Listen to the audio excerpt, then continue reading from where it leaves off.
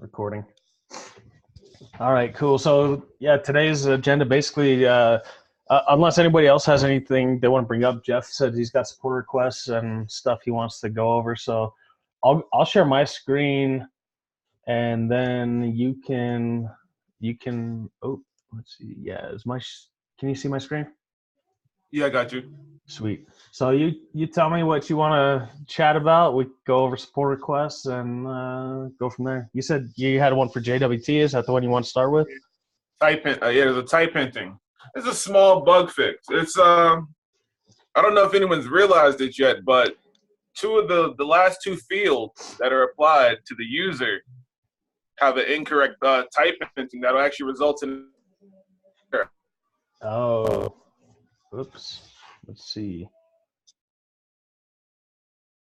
I see.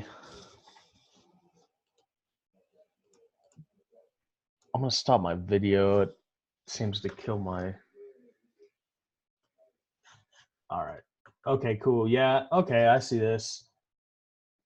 So okay, so this is left over from before we introduced the model layer. Yeah. Yeah. I don't think it's been updated since then. Probably not. Yeah, this is fine. Was there a corresponding issue with this by chance? I don't believe so. I just happened to come across it when I was trying to make it so I could share the fields and other types. I'm just gonna create one real quick. Just I like it for tracking sake. So type hinting issue.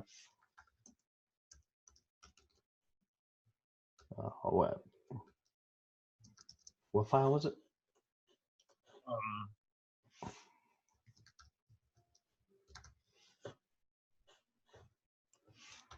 I just like to track it against issues because if like anything pops back up. Well, cool. I have another issue that you can add. Also in JWT, there is no way to filter or really hook in to the login mutation. Say I want to add something to the output, or even add something to it to the input. I cannot do that because there are no hooks existing for. Well, so that should mostly be solved centrally, but yeah, we can look at that in a second. This one's totally cool. I'm gonna merge this. I'll have to get released together for that. So that one's fine. Okay, let me pull it up locally. We can take a look.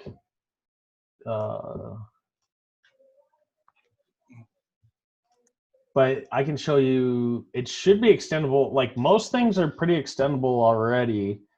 And I might just be poor documentation, which is like the story of my life.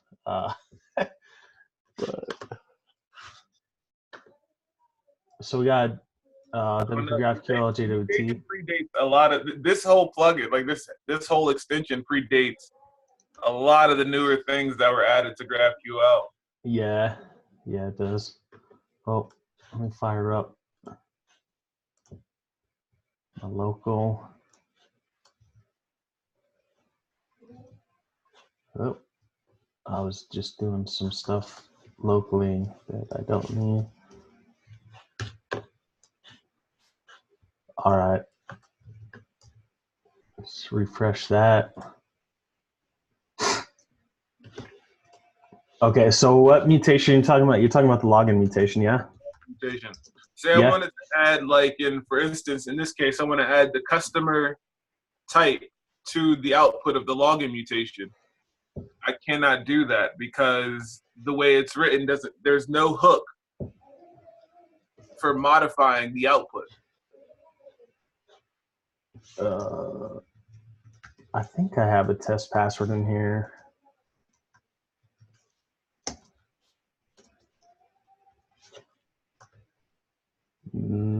Oh, what? Oh, I got something else going on. Okay. So if you refresh it, it'll fix it. No, I got something else going on.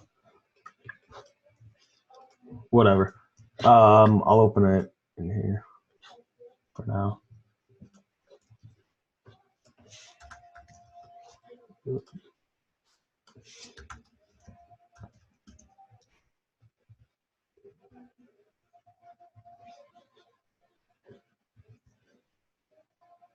Oh, I already have it. Oh, there we go. Okay, cool. So, okay, so I'm logging in with this user. You want to add like a field like here? No, I want to add something to the output. Yeah, So this is the output. all right. So on the root of the output. Like some custom field. Yeah. Okay, cool. So what you should be able to do, hypothetically, let's take a look if you can. I'm just going to add some code here. So add action register, or what is it? GraphQL register types, right? So we should be able to do register GraphQL field, and then whatever type this is. So I can't remember. I got to look at login payload. We should be able to say login payload.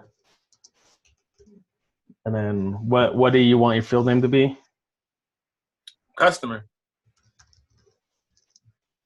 And then we should be able to say type, like Some issue on why I couldn't do that. We should be able to say, well, I could be wrong. There could like be a legit reason why we can't. I'm just gonna for now say string. The way it's defined is it's so old. Like I'm not even gonna lie to you. Like I've not seen a mutation defined this way in quite some time. All right. Yeah, there's a very good chance that there is an issue with it. Yeah, I'll have to look at it. Yeah, if this doesn't work, then we've got some problems for sure. I'm just gonna.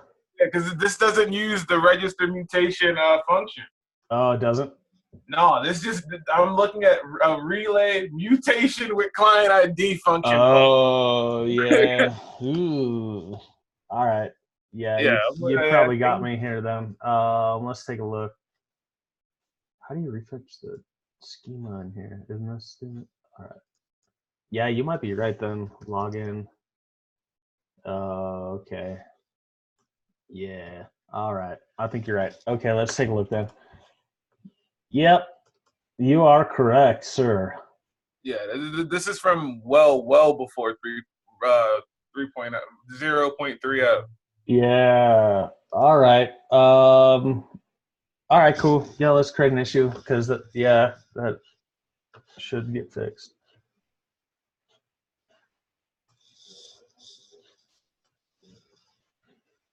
Let's see, mutation.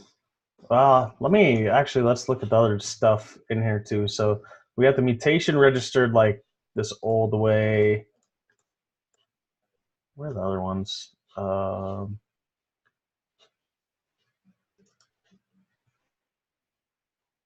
The fields are added.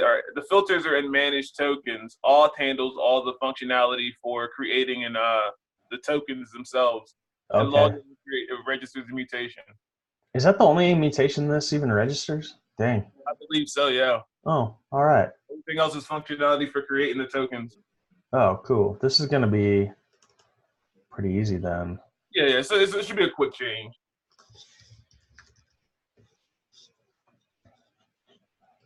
Yeah. All right. Let's create the issue.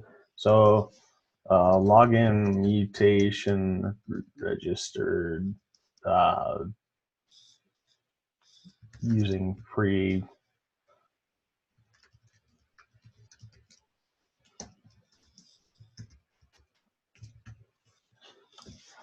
The way the technique. Whatever. Is that good? It's cool. It's cool before. It's funny. Whatever. The way the login mutation is registered in this plugin is unsupported. Doesn't play nice with the centralized filters. The rest of WPGraphQL benefit from. For example, the there is no way to register additional fields to the login payload because it doesn't pass through the WP input object type and filters are not applied. To fix this, you should mutation to use register GraphQL mutation. Did I spell that? Mutation? Yeah. All right, cool. Sign this to Jeff Taylor. All right, sweet. Just kidding. We can do it right now. I'll make the PR. I'm the one that needs it. I'll make the PR. I'll say that's a bug. All right. I mean, you can if you want. We can do it right now too. I don't really care. If people want to see how we fix something like this, it might be good exercise. It would. Who is interested by non-visible show of hands? Whoa, holy shnikes. I want to see that. That sounds cool. You want to see it? All right. Let's see. JWT Auth. All right. Cool. Let me make sure I'm on latest master.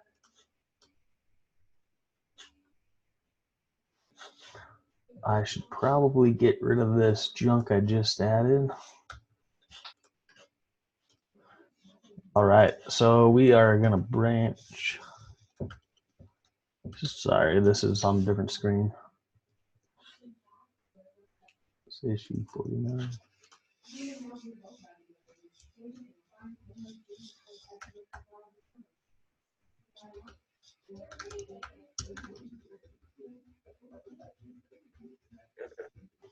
Okay, so this should, I think, be pretty easy. Okay, so I'm on a different branch now. So we call this file here login. I think we should hopefully register Really, all you gotta do is take GraphQL mutation. Yeah. And then the second parameter is the name, and then you can just leave everything else with the exception of is private.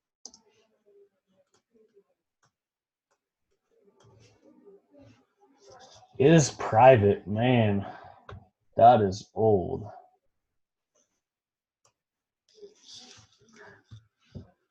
Interesting. That shouldn't even affect anything. So non-null string. Yeah, you can actually still leave that too. Null string. This should be non-null string.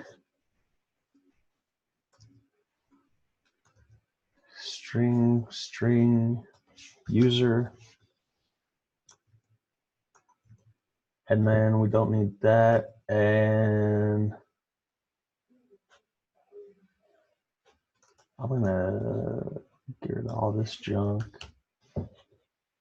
Say register mutation. Get rid of this junk. And we'll come back in here and we'll say add action. GraphQL come on. Register types. Login register mutation. Did I spell that right? Register mutation. Register mutation. All right, cool. Register the login mutation to the schema. Also, is there a parameter being pushed across? It is not. So you might want to kill off the one at the end of the callback. Oh yeah, for sure. Oh, there used to be when it was a filter.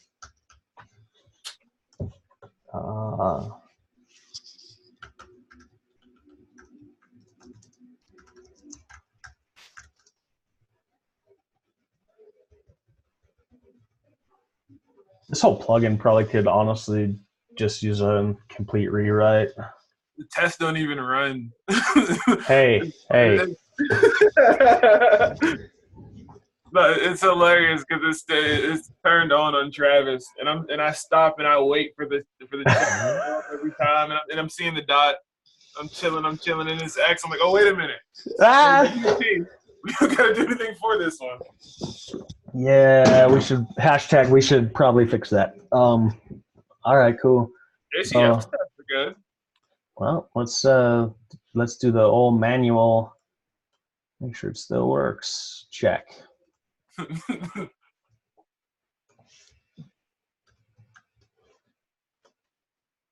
And it doesn't work. So we screwed something up. All right. Input fields, output fields. What is the purpose of this part of it? Yeah, I can maybe take that away, but let's see. So we had. I don't know what it does. So it was before the model layer existed. This was a way that you could like pass something to say that a user should have to be authenticated to interact with whatever this is. So in this case, the before register GraphQL mutation would execute, it would say, "Oh, you're not logged in," but it doesn't make sense for login mutation anyway because is private is false because you don't have to be logged in to log in. But that's not even needed now. Yeah, it's not. I'll take it out. We don't. It shouldn't matter, but it looks like it's not showing. So I must have screwed something up. Let's see. The field name. You add a field name. You have squiggly under. You did log in with a capital L. Oh. Notice you have squigglies under there. Yeah, it's. Oh, what? Root query to user connection. Where are? Oh, wait. No, okay. So it's still. All right, what did I do wrong? All right, so let's take a look. Register. Hold on. WPGraphQL.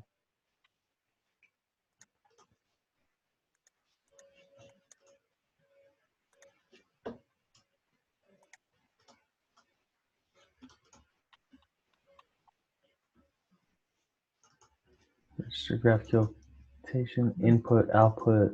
Yeah, you need the. Did you do lowercase l first for login? And the second array needs at least input field, output field, and mutation and mutate and get payload. Mutation get payload. Yeah, that all looks good.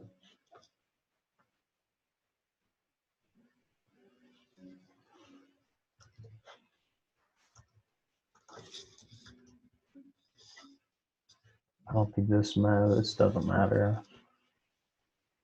Let's see. Running that register mutation. Oh, here we go. Boom, baby. I was calling a protected static method in a public context. Yeah. All right. So, boom, baby. All right, we're good. Unit test works. Manual unit test. Cool. All right. I mean, I think tests still technically work. I just don't have Travis. It does. It's failing on the setup script. Yeah, that. Interesting. I mean, if there's tests, I can set those up. That's nothing. I've been doing it so much lately that it's just become like ingrained. And I've just been copying and pasting the same file. So it's. Yeah, you're just gonna start a new business. Oh, what? Oh, I have some. What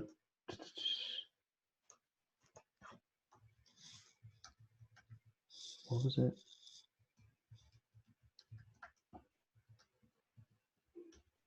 Oh.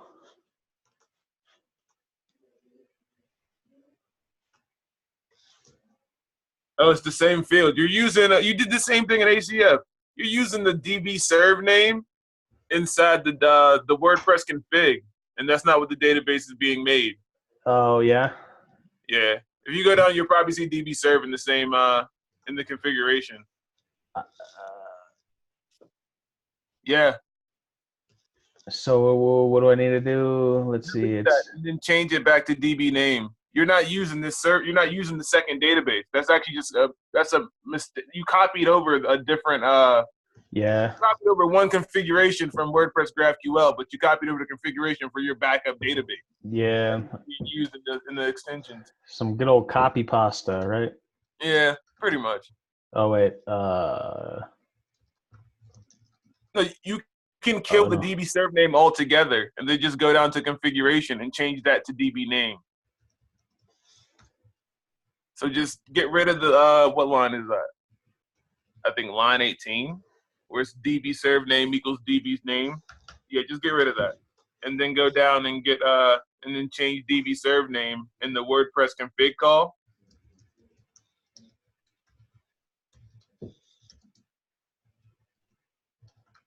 Windows GT.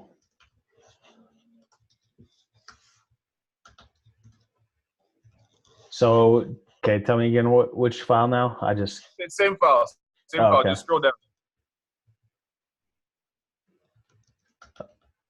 Oh, I already did a search replace on it, so Oh, you're good then. yeah, DB name. Yeah, so service no longer there. Okay, cool. So bin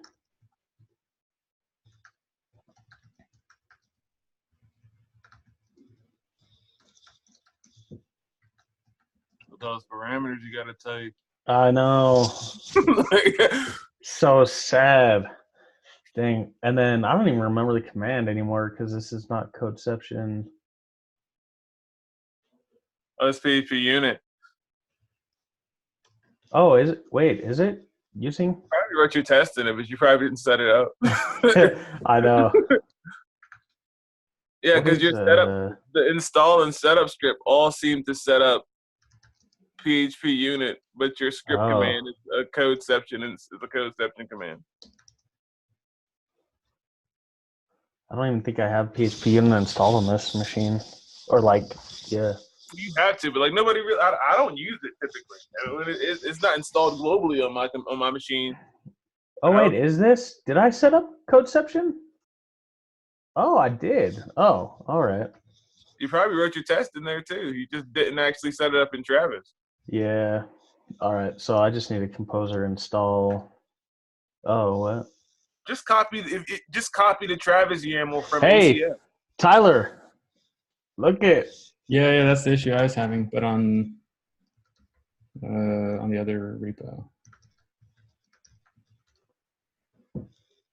All right, let's take a look. You guys don't know how to get past that? I don't know anything about web development. All right, I'm going to tell you something that will change your life. Remove every single one of those dev dependencies from your thing, except for the codeception one, and change the version to this. Let me look and see the exact version. You're gonna put. I do not know the name for this symbol. It's either greater than or less than. It's the arrow pointing to the right. Equal symbols 2.2.21. I want to say it's the arrow pointing to the left. 2.28. Wait, hold on. So it's codeception. What is it? Codeception. Lucatum WP browser. Oh, it's that one. So this one. Yeah. I still want. Yeah, I guess I don't need any of these right now. You're not gonna need any of that because it's gonna install that for you. Well, one of them was like code coverage, but yeah, whatever. So okay, so it's greater than or equal to 2.2.21. Yep. And then what? Less than 2.2.8. Less than or equal to, or just less than? It's less than 2.2. What? 8. Don't forget the space between the less than and the 1. No space between the greater than and the 2. Like And that? now, yep. Now remove your Composer lock and your vendor, and then reinstall.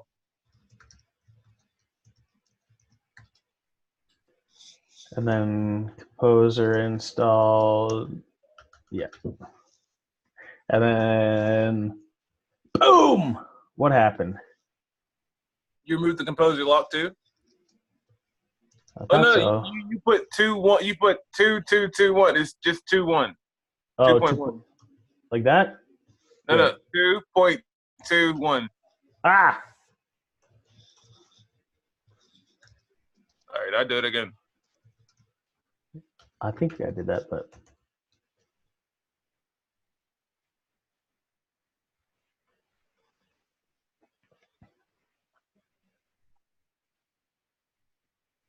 and if anybody's really interested, me and Kellen are gonna jam on potentially like what it could look like to submit forms with GraphQL with like micro mutations after this. Oh, cool. So we can, I guess like we'll call this a day in like 10 minutes or something, and then whoever wants to stay on, we'll switch topics to that. That sounds cool. All right, and there's your. And typically for Travis, for things like code coverage and what am I doing? like what's the other one? The coding standards WPCS. Install that in the Travis script. Like, don't even put that in the requirements. Just install that in the Travis script because most people aren't going to use that locally. Yeah, some people do, but yeah, I agree. All right, so I have something stupid going on in here too. No, what something in here is messed up too. Codecep DB snapshot not found. I don't know, man. Oh, do I need a? I thought I already did this, right? You're probably grabbing a module you don't have.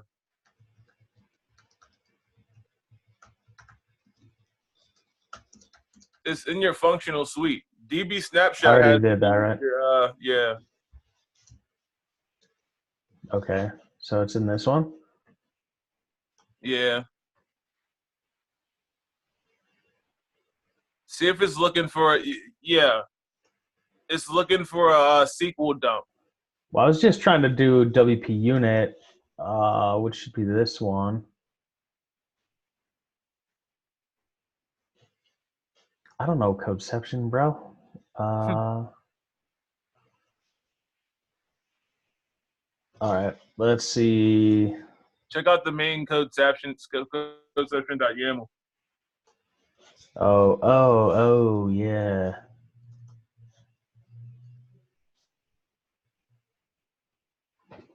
DB snapshot here. Is that even? I don't even think that's installed naturally. Search replace not found. All right, I don't know. Take out that too. I've never even seen that.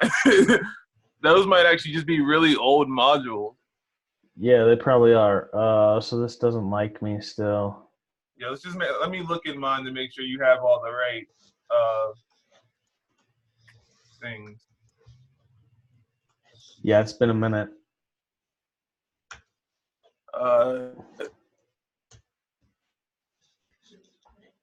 WP unit, REST API, REST controller, REST type controller, WP Ajax, canonical, WP XML RC, and those all say codeception command. Yeah. And you got the run fail up at the top.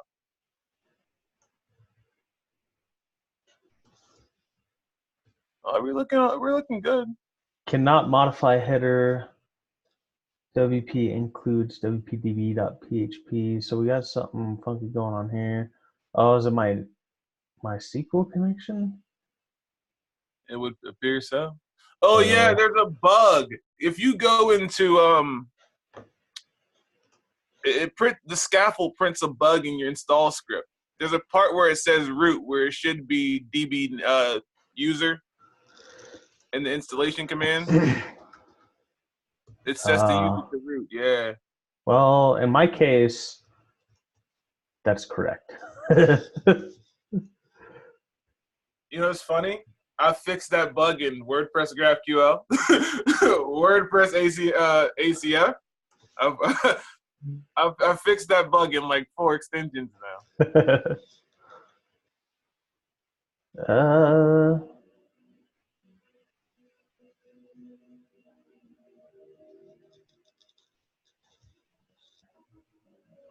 do I not remember these parameters correctly? WP test.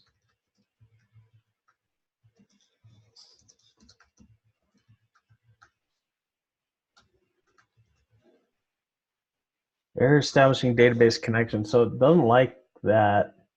What am I doing wrong? User. Oh, duh.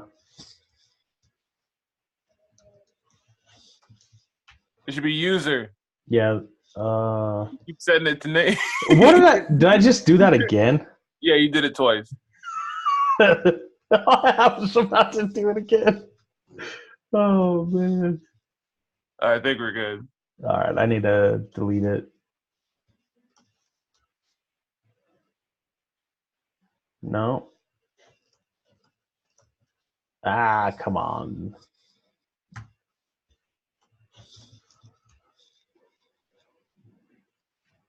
There we go.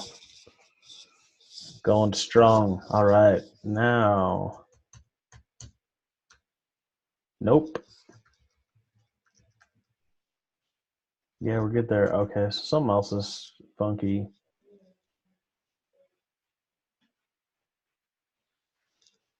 You know, to save you so much time. Just like go copy from your repo. Just copy something. Just copy one of them. I was having a lot more fun letting you coach me, though. All right, brother. All right, WP, which one works? Yours always works. ACF works fine. ACF works fine. All right. Yeah, ACF is the fastest one. Mine's outrageous. The one in WPGraphQL is a bit complex and includes Docker. So ACF is the simplistic one I used before. Codeception.yaml, almost the same. Except WPGraphQL JWT Authentication. Cool. There should be more to that actually. That's look at my branch. That's the master branch. Oh, your fork. Yeah. Nope, not that one. The add option support is the page, but it's yeah.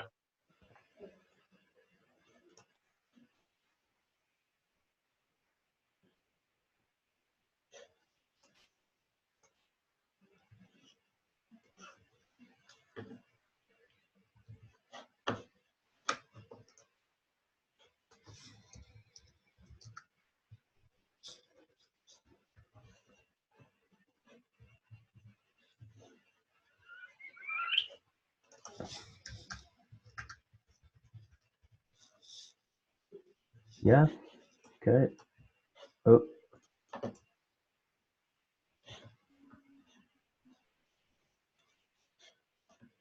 Don't care about that yet.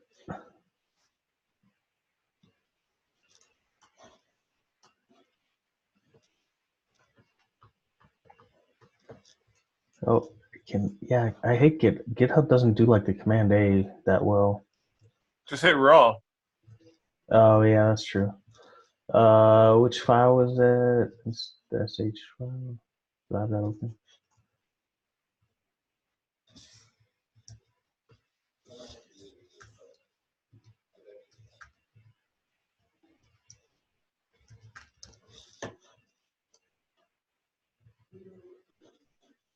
And then we need our Get that. trusty. Take out a few functions in that. Oh yeah. The AFC installation is in that.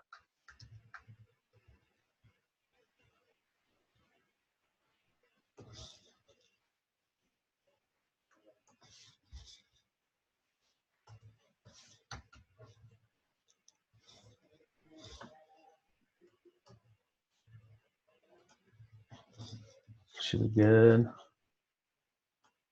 WP unit. Oh, so simple.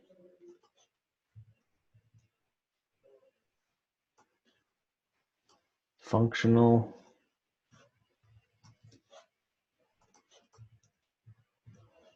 So simple, bro. Now the configuration's all in the one. Everything else is the same. Is should be the same except for the one configuration, the codeception.dis.yaml configuration.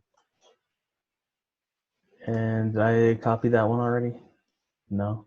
Oh, whoa. And you want me to change that to this?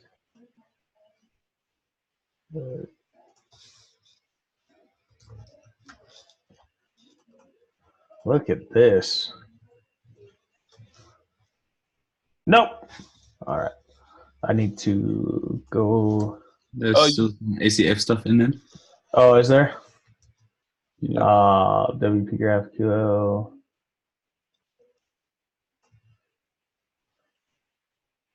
Oh, wait.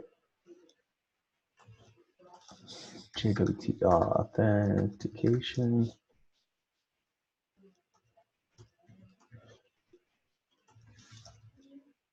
Oh.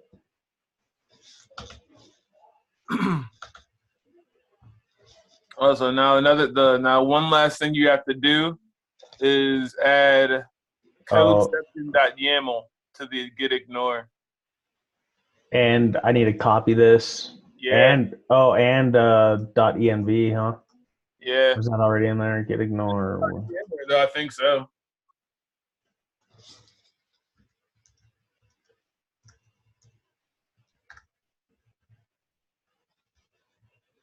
Wait, no. Just YAML, not dis. Yeah, that's right. So then I copy this. Yep. You copy the distribution file too, and you just change. It should be in the configuration. It should be .evn.dis, and then in your custom code in your codeception.yaml, it should be .evn. What? You want me to copy this? No. See in there. Go see where it says params. Yeah. That should be .evn.dis. Oh, or I just copy this because if this is my local, because I'll change this to my local credentials, right? So Exactly. But the thing is, the reason you want to use .debian.disk for that is because if you run Travis, you don't have it'll just use the default root distribution environment file. oh, okay. So if I want to, I could just change this, but don't commit it. No, commit it like that. Like that? Yeah, because the configurations for the distribution file out of the box are gonna work on Travis. So you're not gonna have to copy that in the Travis script. Oh, okay, sure. So if I'm doing it locally, I would just come change it. You Yeah. change it in Ah. exception. Yeah. Okay, cool. Let's see. I need to reinstall.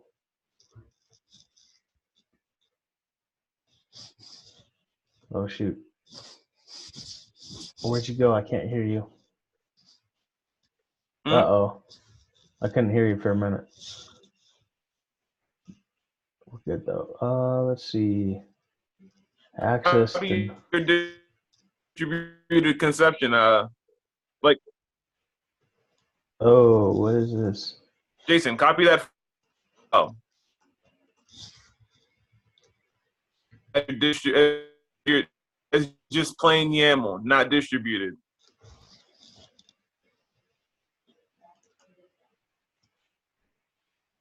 So what? Rename that? That is a file. Oh, copy it? Oh, gosh. Why won't you just do... Oh, gosh. Where the hell...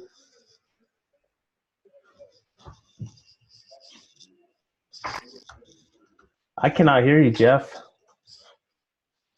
What'd you say? I can't hear you. You're going now. All right, now you're good.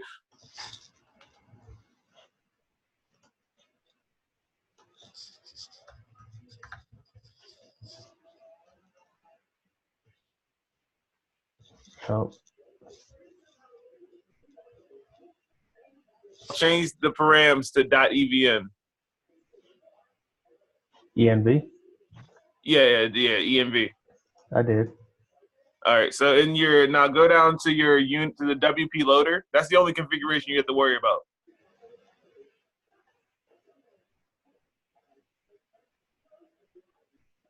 Now make sure that matches up with your EV with what needs to be corrected in your EVN file. Yeah, it's trying to create a database for me though, even though I'm passing true here. Oh, don't. You copied it, right? You copied the old file from an ACF. Yeah. You don't put in the parameters. Oh. You probably should copy this to the codeception. Copy that command from code in codeception. Add an install script, or you could just run it without the parameters. It'll just load the parameters from the EVN file. No, it's trying to create a database though. Why it shouldn't? Is it set to false in your EVN file? Oh, maybe. I don't know. Probably not. Ah, so much better, Jeff. Now, see, the cool thing is every time you want to run this and push a change, you don't have to change anything ever again on your system. Like, well, It's still not working though. What's going on? isn't your password password? Yeah. Put it in password and DB password at the bottom. Oh, DB right password is what here. that's being passed. Son of a. There we go. All right. Cool. We're getting close. All right. Now, like I said, whenever you want to make a change now, you don't have to worry about any configuration. You just run your test because those two files are going to be ignored.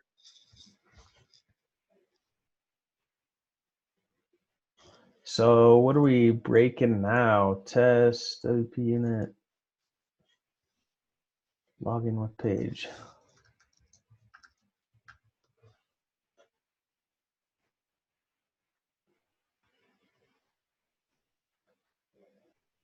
Hey, Jason. Yeah. Use the debug flag, man.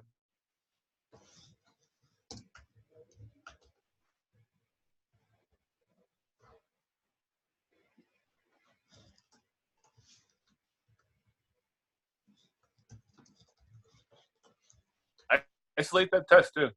What's that? When you go to type in the test name, you can type in the function name as well, and it'll run just that test. Oh. Put in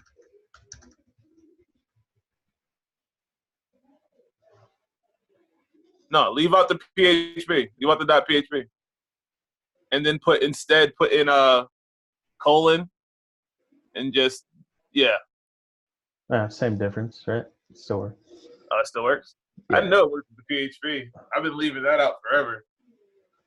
Unknown type login input. Did you mean date input? Okay, so login input. Okay, so let's take a look.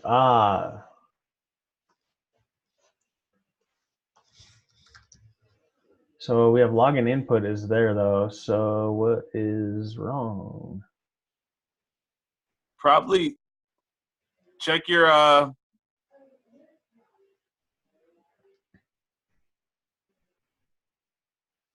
So let's see. Login mutation. check your query string. Your types might be wrong in your query string.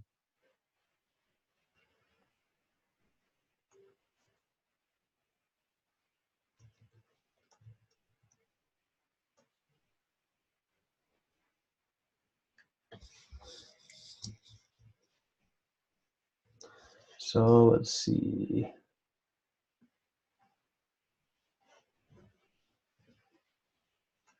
Input username, client mutation ID, username, password.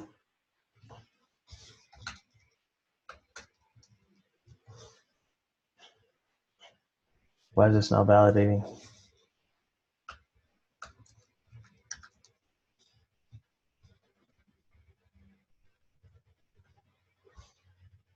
Oh gosh. Hold on, I'll be right back, bro. I'm in the middle of something, dude. I'm in the middle of something. All right. Cookie nonce is invalid. Oh, something's going on there. That's GraphQL. If you honestly, if you just do a hard refresh, it'll fix that. The new features are nice, but it's kind of buggy. No, I think this is something I got. I think this is something internally in WPGraphQL. Oh wow. I think I tried. You had it working in GraphQL Playground. Yeah. I think it was an attempt at something to prevent CSRF attacks or whatever, but I don't think I did it properly. Input of required type login input not provided. It is provided. What are you talking about?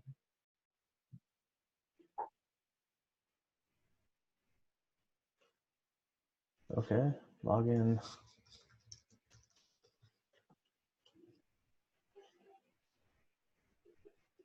Username, password, client mutation ID.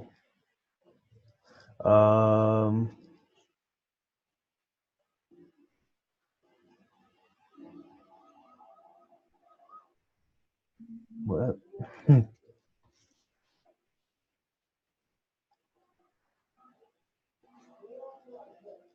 Oh, I'm kind of confused. Who built this crap? Why is that not working?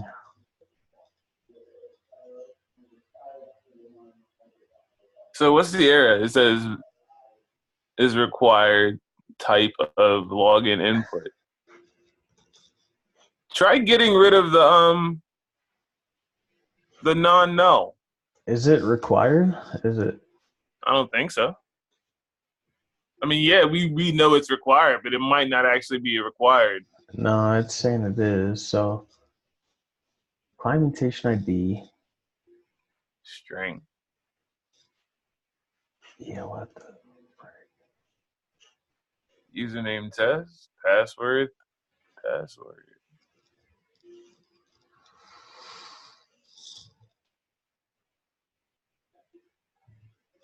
And we're sure that the input type for login is login input. Yeah.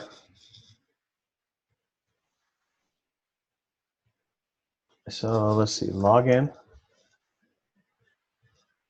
Yeah. Root mutation login input, and it's required.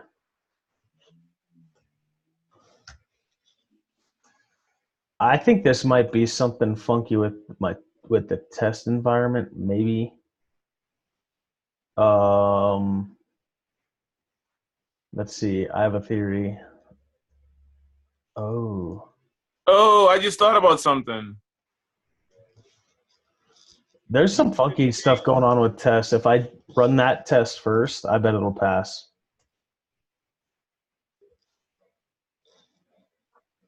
Oh no, it doesn't. Okay, so it is still something here. Okay, what was your idea?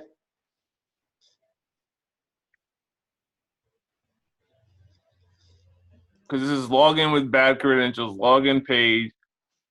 So it actually how is it passing the very first test but not passing the second one? What's the difference?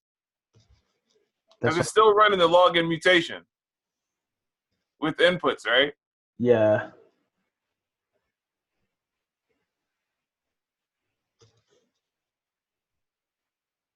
It's weird though. It's like failing at the GraphQL like validation layer.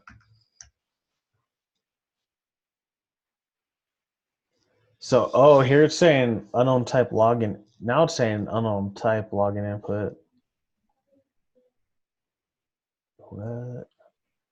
Yeah, maybe in GraphQL Playground, you just haven't refreshed the schema. Like maybe it got that type got removed by accident somehow when you're editing. You are that turning file. this on, right? Yeah, it's passing the first one. Here, let me debug this first one. Oh well, never mind.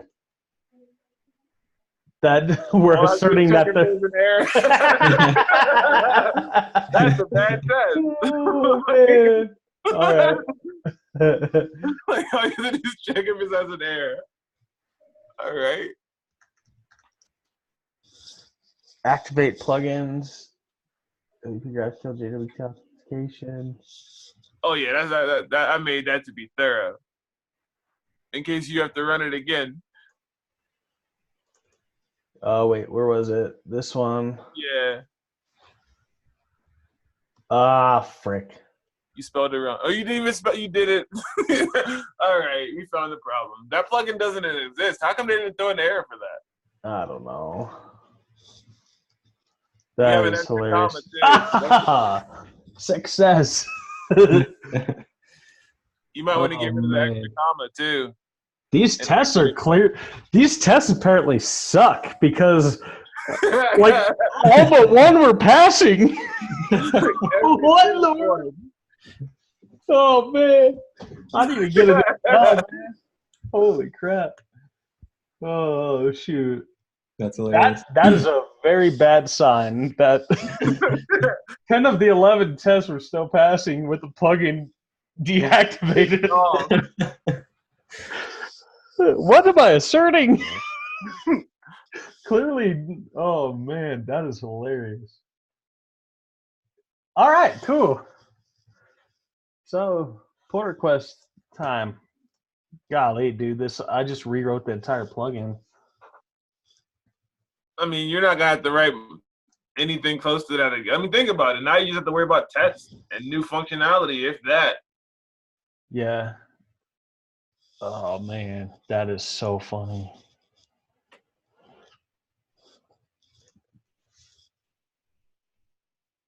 All right. Cool. All right. So, what was that issue number again? I don't even remember. We've done so much at this point.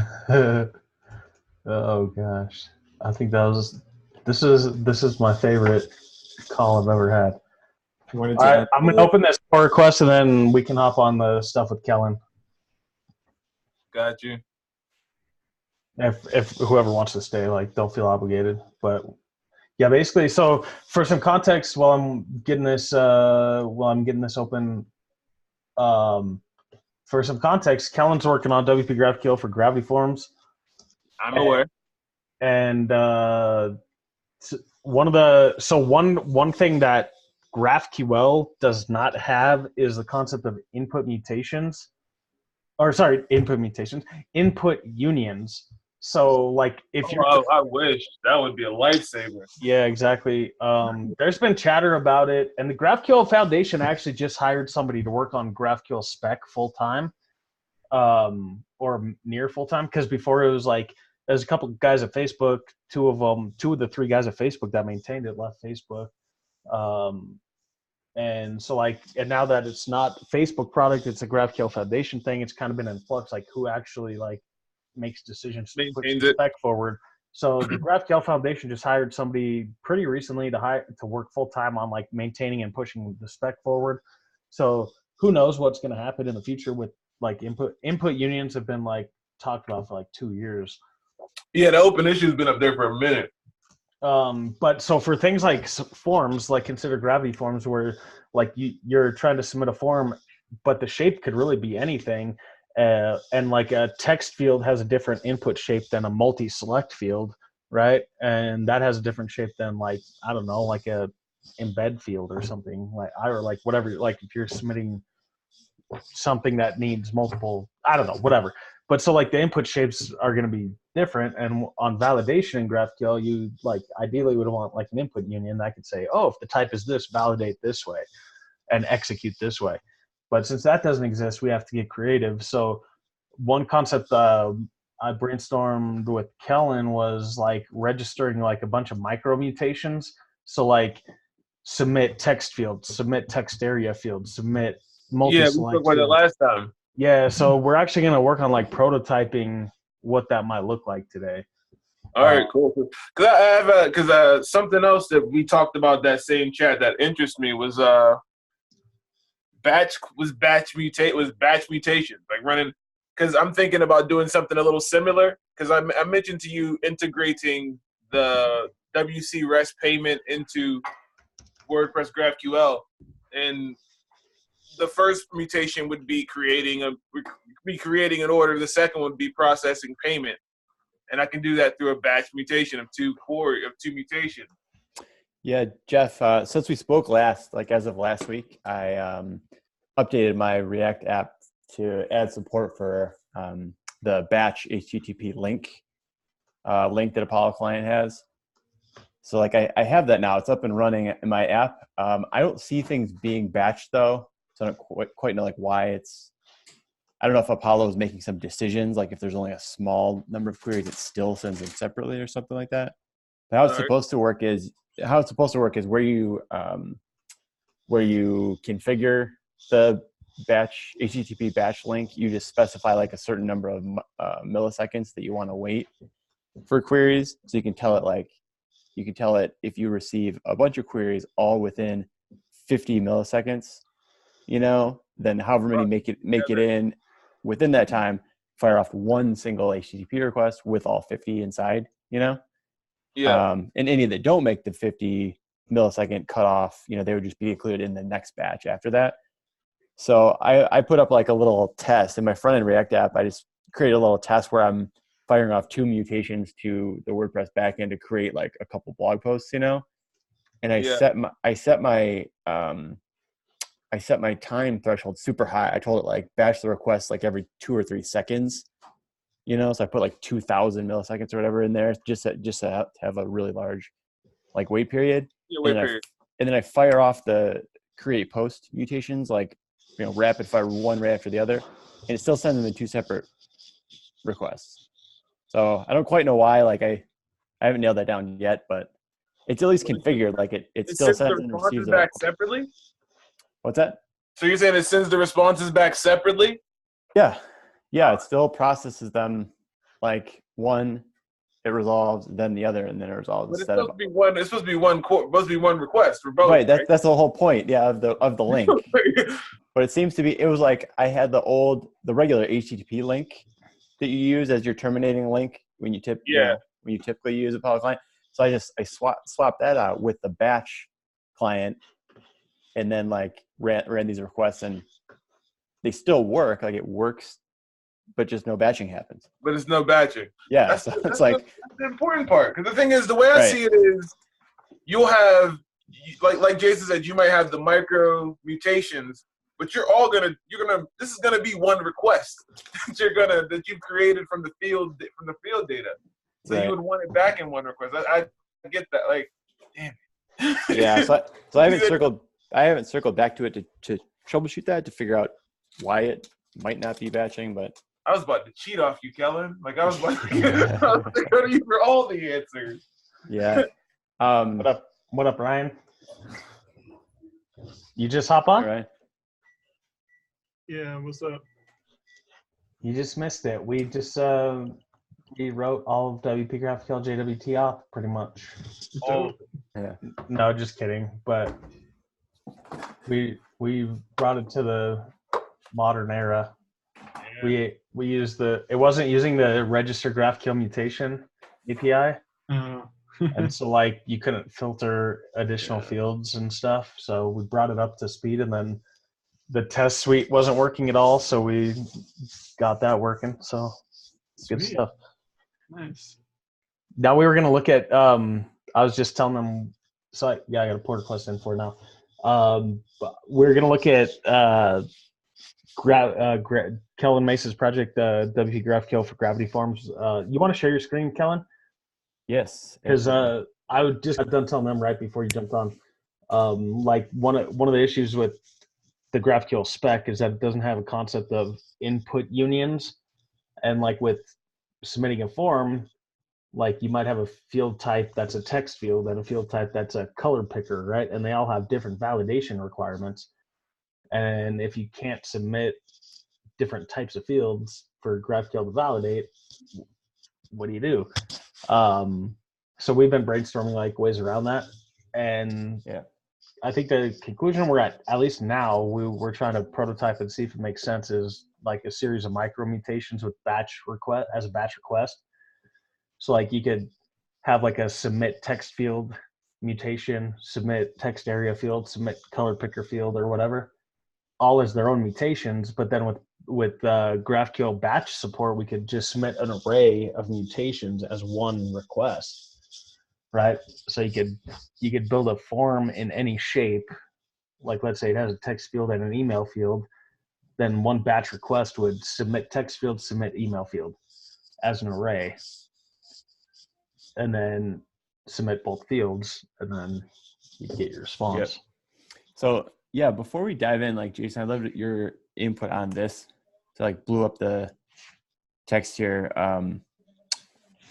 So like I have these 3 steps here describing like how I envision this going. I think as I wrote down here, originally you weren't too crazy about the idea of just storing the entry data in memory while it's being built up in quotes, from what I recall, which is what the steps above would do.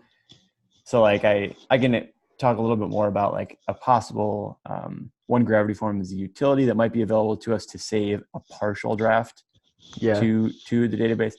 But anyways, how I'm envisioning this like at the moment is this. So the first mutation is executed and provides the form ID, maybe a few other details for the draft entry we're going to create. After confirming that that form exists, we initialize an array for the new draft in the app context in GraphQL, right? The next several mutations execute. They provide the field ID and the value. After confirming that a draft form, really does exist, like we created in a previous step in app context, and that the field's value has passed, any validation that needs to happen, then it gets added to the draft entry data. And then finally, the last mutation executes. After confirming that a draft form exists in app context, it calls Gravity Forms, this helper add entry method that they have right here to finally create the entry. And then once that's successful, it removes the draft from app context and then returns a success response. How does, I haven't really looked at the internals of Gravity Forms, but how do they handle like partial submissions? Because they handle it already, right? They do. Like yeah. How do they handle it? Like, because you're not logged in as a user, so it's not like they can store it under your user ID. Do they just create like a random session and store it as a cookie or something? Well, you can save partial entries, but I think only for logged in users. Oh, okay. So this is how it works. Like here I am on a traditional, monolithic WordPress site. So if I type a couple values, if you log out, the save and continue later isn't an option. I don't believe so. Yeah, let's try that out. So it's not like because WooCommerce saves session data in the database for authenticated users and saves it in cookies for non-authenticated users. Mm. Does Gravity Form do something similar? You're asking if it saves partial form entries, using a cookie? I don't believe so. We're not going to be able to test this quickly just because this whole site requires authentication. But for me, for my purposes, like 100% of the users who use the app will be authenticated. So I'll always, this would always work. So with that, so here I am on a traditional WordPress site. If I put like 111 for field 1, 222 for whatever, and you hit this save and continue later. Let me turn off my debugger. So if you hit that, you get a spinny wheel for a second, and then it gives you this URL. It also emails it to you, right? So you can go check your email, and then in a day or two when you have more time, you can click that. So then when you visit the URL, it uses the unique token there just to pull up your submission. and it Okay. pops the old values in. So in the database, it has this table right here called draft submissions. So here's that UUID right here. Okay. This So is you that can token. you can probably do this without being authenticated then, because this has no connection to a user. Yeah. So I spent the last little bit like trying to, because a lot of the way Gravity Forms is written, of course, assumes a traditional WordPress site, right? So Gotcha. they're grabbing stuff from, they're grabbing like globals and stuff like that WordPress traditionally gives you, which I won't have in a headless setup. So I've been building, I don't know, the last like hour or whatever. I've been putting together this little proof of concept right here where I just put all the data together. So this would be like the data that's coming from my front end React app. I would have the form ID, which is right here, and then I would call this helper thing to get the form meta I need. Pass a few other things from the front end, like IP address and whatever. Some of this stuff. Here's the important part here. So the entry. So right here, I had to rewrite. Gravity Forms has this internal method in their forms model class called create lead. So I basically had to like just recreate that and change some of this stuff to get it from other places. But anyways, at the end of the day, I end up with like in the same type of array that method gives you. And then down here, I was calling their save draft submission method here, which is what gets called, when you click the save and continue later link after it builds up all this data here, this is what ultimately gets called. So I was doing that, and it seems to be creating that entries okay, but not saving the submitted values for, I don't know why, for some reason. So you can see all the values Oh. are null right here. So go to that method that they use, the create lead one. I just want to see what's happening in there. Yeah. So save draft submission or the other one? The create lead one. Create lead one. Like that, because you're basically just mocking that, right? Yeah. So let's see. So lead comes from. Get So here's what happens. So here's that draft submission, and if you find out, if you trace back right where we're getting lead, it comes from get current lead. So if you track that down, this is what it does. So it grabs the form ID from the global super global post, object. And then there's that same get form meta I was doing to get the form meta. And here's that create lead JSON right here. So it calls self create lead. And this is what I was basically recreating right here.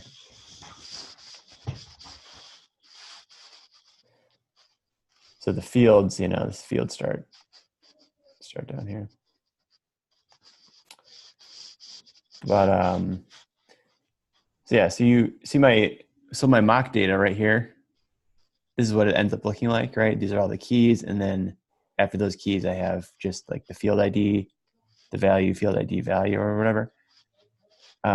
If you compare that with this screenshot, like this is what you actually get when you do Gravity Forms does a traditional like save and continue. It looks like this. So here's lead, right? And you can see it's like the same is what I have down here is when you start getting into the field. So field 5 is that value, 6 is that, 8 is that. So like it should be doing the same thing, right? Because mine is sending this. Can you check out save draft submission again? Yeah, go back to it. Yeah. Yeah, save draft submission. Yeah, so here's where entry comes in. That's the one we're interested in. Yeah. Type is credit card. Continue. Yeah, so it passes it. It builds up this subscription array and just passes that entry in as this key right here. Looks like. And then they're doing, because Gravity Forms is all custom tables. They're just doing WPDB stuff to do an insert if it's like a new entry draft, or otherwise update if it's a draft that exists but we're just updating. So yeah, so my goal with my little proof of concept I was doing the last hour or so was just to get all of these args correct, so that I would be able to call this save draft submission directly. But So where does it enter the entries? Because the entries are the fields are still coming back null, right? But everything else is coming through. yeah, I think so. Yeah, if I go to the database, like, here's one of the ones I saved right here. So yeah, the other stuff I passed in, like IP, source URL. So that other stuff is coming in, but just the date, the submitted values aren't coming in.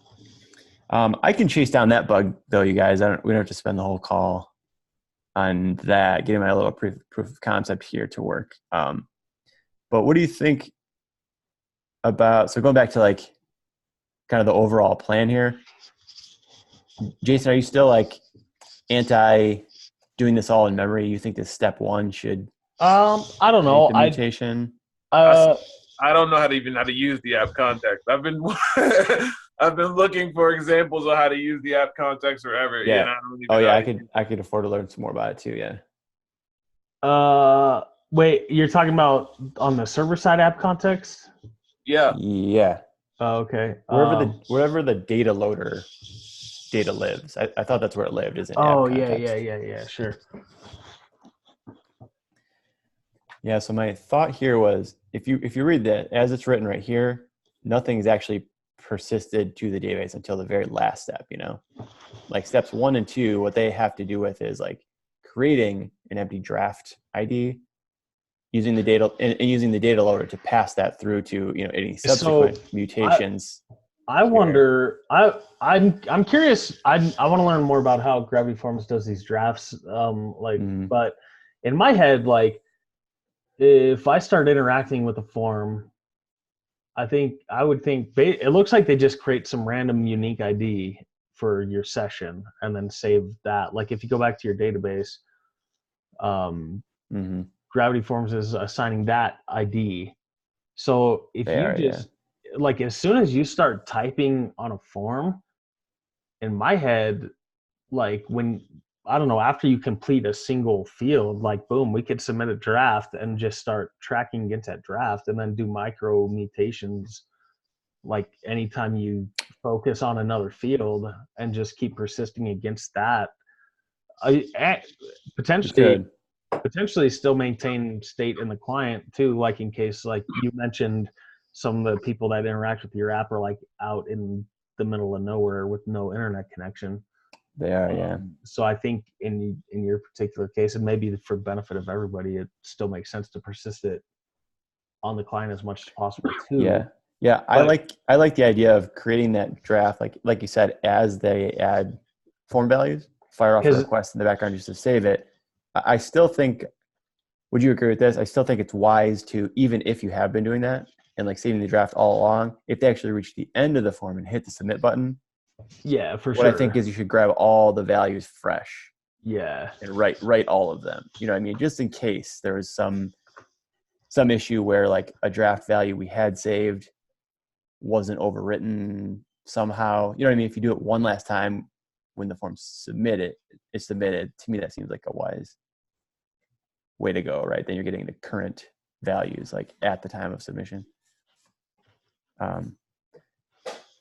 So anyways, I think that would be like the place to start in my mind is like whether or not we've been building up a draft as the user interacts with the form. Let's just pretend this is like the final submission where they're actually ready to ready to submit. Like, is this how we would start? Just building it up so if I click submit, then so app context is going to be like on the server side. App context is so you're probably going to use something like local storage or no, like you're going to have to persist some of this on the client side, right? Because it's going to be stateless. App context doesn't carry context from request to request. So I'm not even sure how context is there even a context that works? But you're talking about batch requests though too. Yeah, that's another question I have for you, Jason. Like the data loader, my understanding is it's to be able to pass data through different different resolvers and stuff like that. If they need to all access the same data, then that's fine, right? You have this data loader pattern that's used so that they can all have access to to that data as the GraphQL like request is processed. Yeah. Does that even work? Does that even work though if you have like a series of different mutations like we're talking about doing here? I think Can you so. Can you store the batch mutation itself in like local, like as you're building it up, you're building up this mutation, so you're not just storing the inputs themselves. Can you store your built up batch query in client side to be prepared, as opposed to simply storing just the input data? I could. Yeah, I think Jason, you were talking about that, right? Like then as the user interacts, you were just saying update the query itself. Yeah. With those values so that it's ready to be fired off. Yeah. We could, yeah. Either way. That way, like say when you are able back to reconnect, you can look for, if you store it in local storage, you can do it the same way we typically do it for authentication. You look for that token in the local storage and run that query. And then on top of that, you could probably take advantage of the fact that that it's not working through the Apollo link, batch link API. We know it works with the normal query through Postman, right? Can't you just do it instead of even installing the extra layer of Apollo? Do it with fetch. Run that specific set of queries through fetch. Yeah.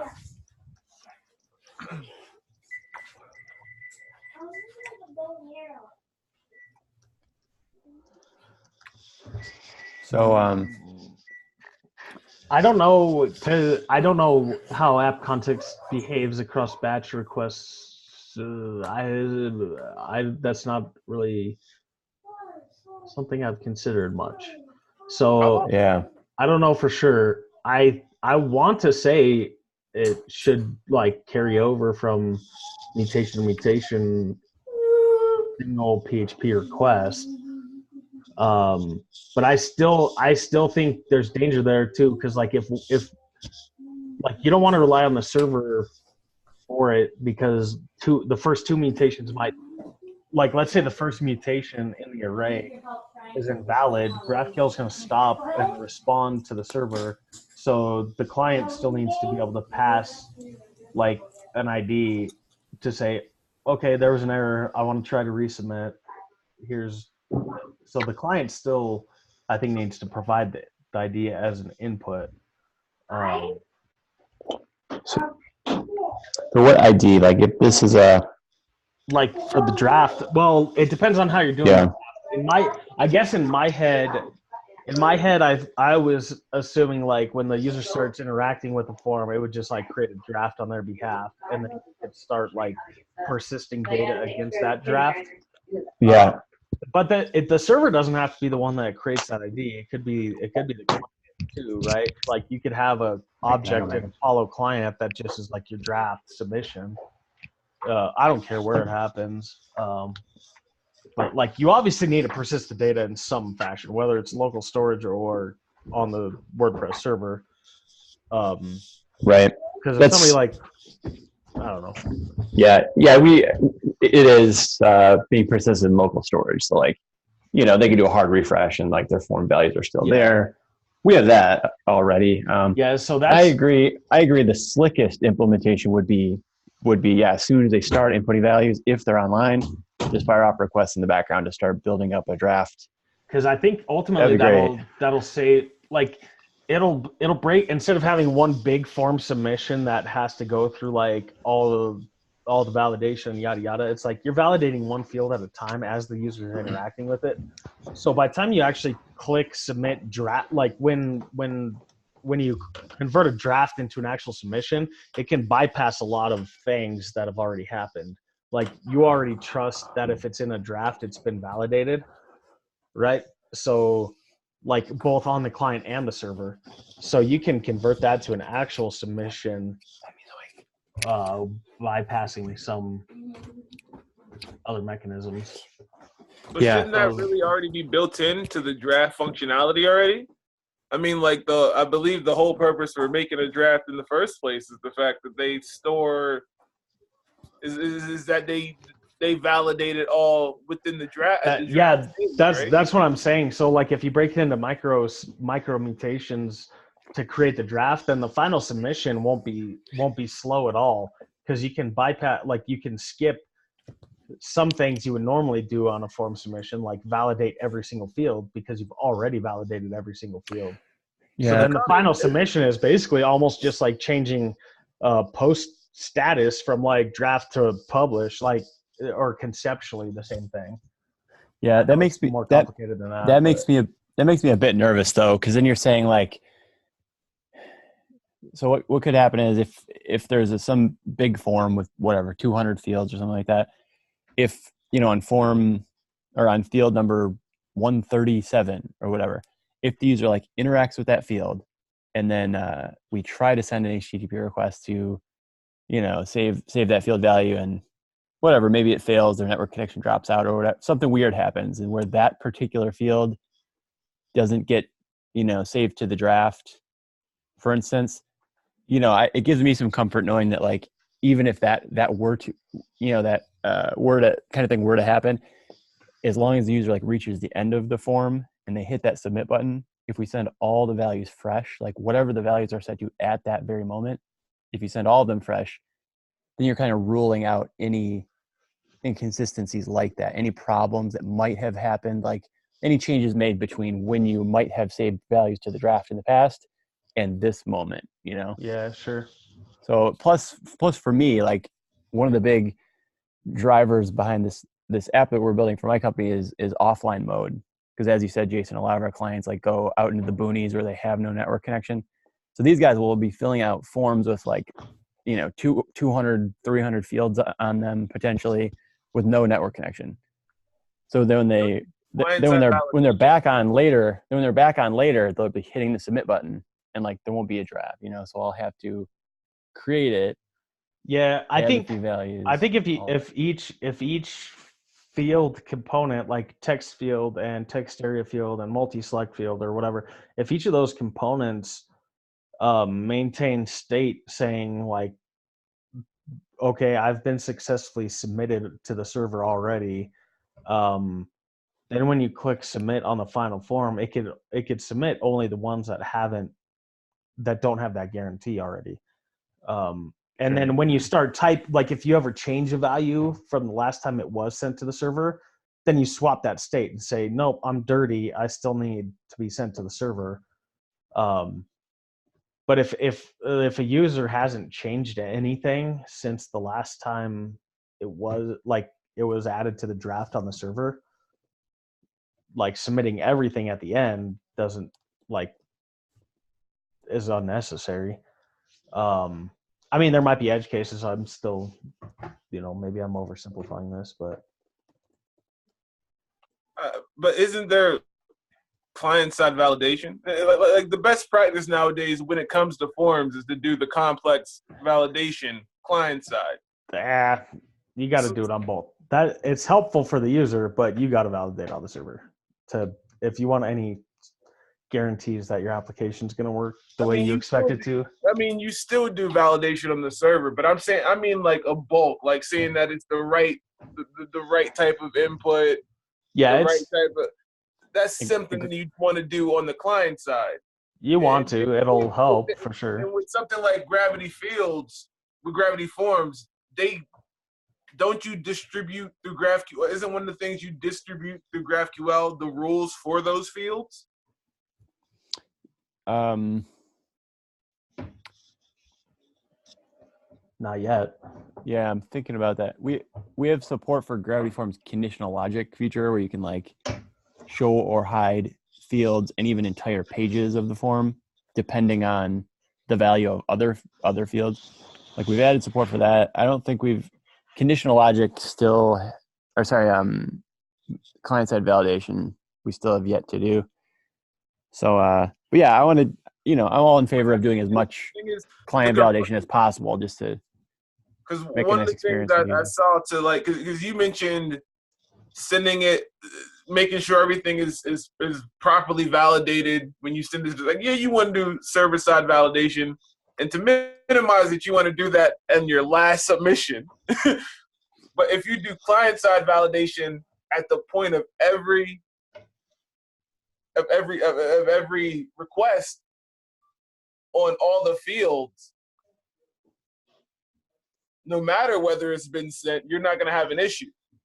Like if you validated client side, say you need an email field, you need a phone number field, all this and that. This field needs to be a phone. You have all that information client side, so you know how to build the field up.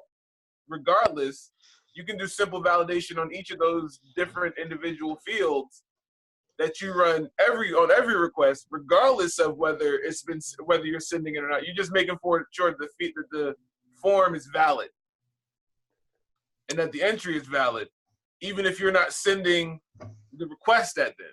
You get what I'm saying? Even if you're just gonna go and store it because you're not connected, you're gonna do validation through this whole process. Yeah. So the thing is, so the bigger issue I'm seeing is whether to make sure that you want to make sure the input is valid for the GraphQL request. And that's what you want to check every time. You also just want to check that the fields are input for every individual field. So you still have to do server-side validation because GraphQL validation only goes so far, right? Like, yeah. Of course. I'm not talking about like just GraphQL validation. I'm talking about like if you're using like just form validation. Typically, before you submit the data, you validate all the data. Yeah. But you can't guarantee that every client is going to follow those rules. So the server still has to. Of course not, but you tend to throw up an error before then. Because if there is a problem, you want to be sure you catch it before it goes to the server and have to go through the trouble of handling the request and all that information just to send back, you fucked up. Yeah. Yeah, absolutely. Yeah, absolutely. We'll be doing that. We'll be doing as much client side validation as possible. I mean, like I feel like the job of the server is just to make sure that the input is valid for it, and is safe to be put in the data. I mean, no, because what if I just go to Kellen's GraphQL API and open up GraphQL and start submitting crap, right? Like, it has to make sure that it's valid for not just like non-SQL injection, but it has to be like if one field only is supposed to allow 2 possible values, it's got to validate against that on the server too. Like the client can only go so far because that's what I'm saying. But we define that though.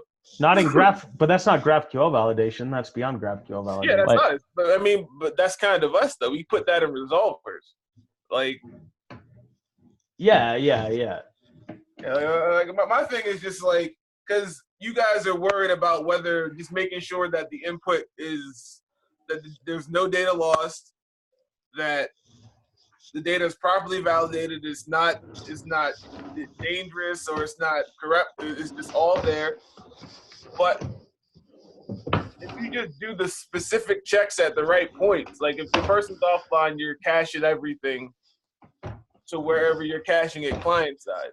If he's connected and you want to do a submission, you do validation. You do your form valid submission, but then you do your server side, which only really has to be one check because it just runs every time, right? Yeah, well, there's more complexity there. It's like, so our app, for instance, we have like 10,000 users in the database, right? So if there's a field in one of the forms that's a drop down where you're supposed to select a user, right, and the value would be just an integer for like what that user's user ID.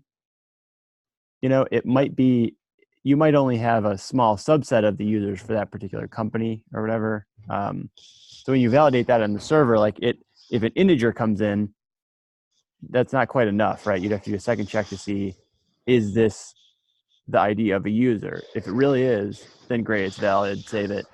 But if not, if they were messing with the DOM and like entered in some integer that's really not a user ID, if our user IDs only go up to 20 and they entered 30, right, then your server-side validation would detect that, like, oh yes, an integer came in, however, this isn't a user ID, so throw an error and kick it out. So I'll have to do stuff like that, but I'm really not too worried about validation, you guys. Like, I'll do as much client side as I can, and then also I kind of get a lot of the server-side validation for free from Gravity Forms because I can just tell it before when it creates a submission, it just sweeps through all of the form fields and runs validation on them, and it will, throw WP errors or whatever for any violation. So what my plan is just to create a wrapper around that to Yeah, capture, any errors Gravity Form says there are with the field. I'll capture all those and then package them up and send them back to the client. Right. And then my React app will have to respond to that and say, okay, fields 1, 7, and 9 are invalid according to, the server response, then just show those as red, and provide some messaging to the user, or whatever. So the validation I'm not too worried about. The thing I'm, really like love some help on is wiring this whole thing up. Like, let's just say the user was offline all day while they're working on the form and they just came online the second they hit that.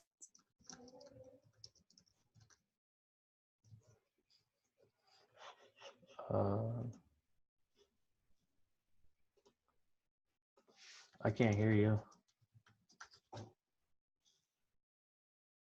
What do you think? Should I build like a little MVP thing like this that just passes the data, assuming it's even possible? Oh, he said he can't hear us. I can now. Something happened for a second, but I'm good now. Oh, so I was just asking, like, what do you think? Do you think I should build a little like MVP thing that does this and uses app context, assuming that's even possible, to like create the draft, add to the draft, and then submit the draft using this like add entry thing? Or no, is that a waste of time and I should just, you think like this first step? I think you should use local storage over app context. App Well, context will only be in. You're talking about client side though. Like in my client side React app, the form data is already in local storage. That's You're just referring to this is for the final submission.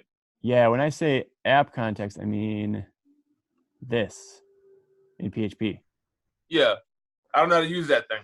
So I think when a user starts interacting with the form, like on the first focus of it or whatever, you do something like create draft mutation.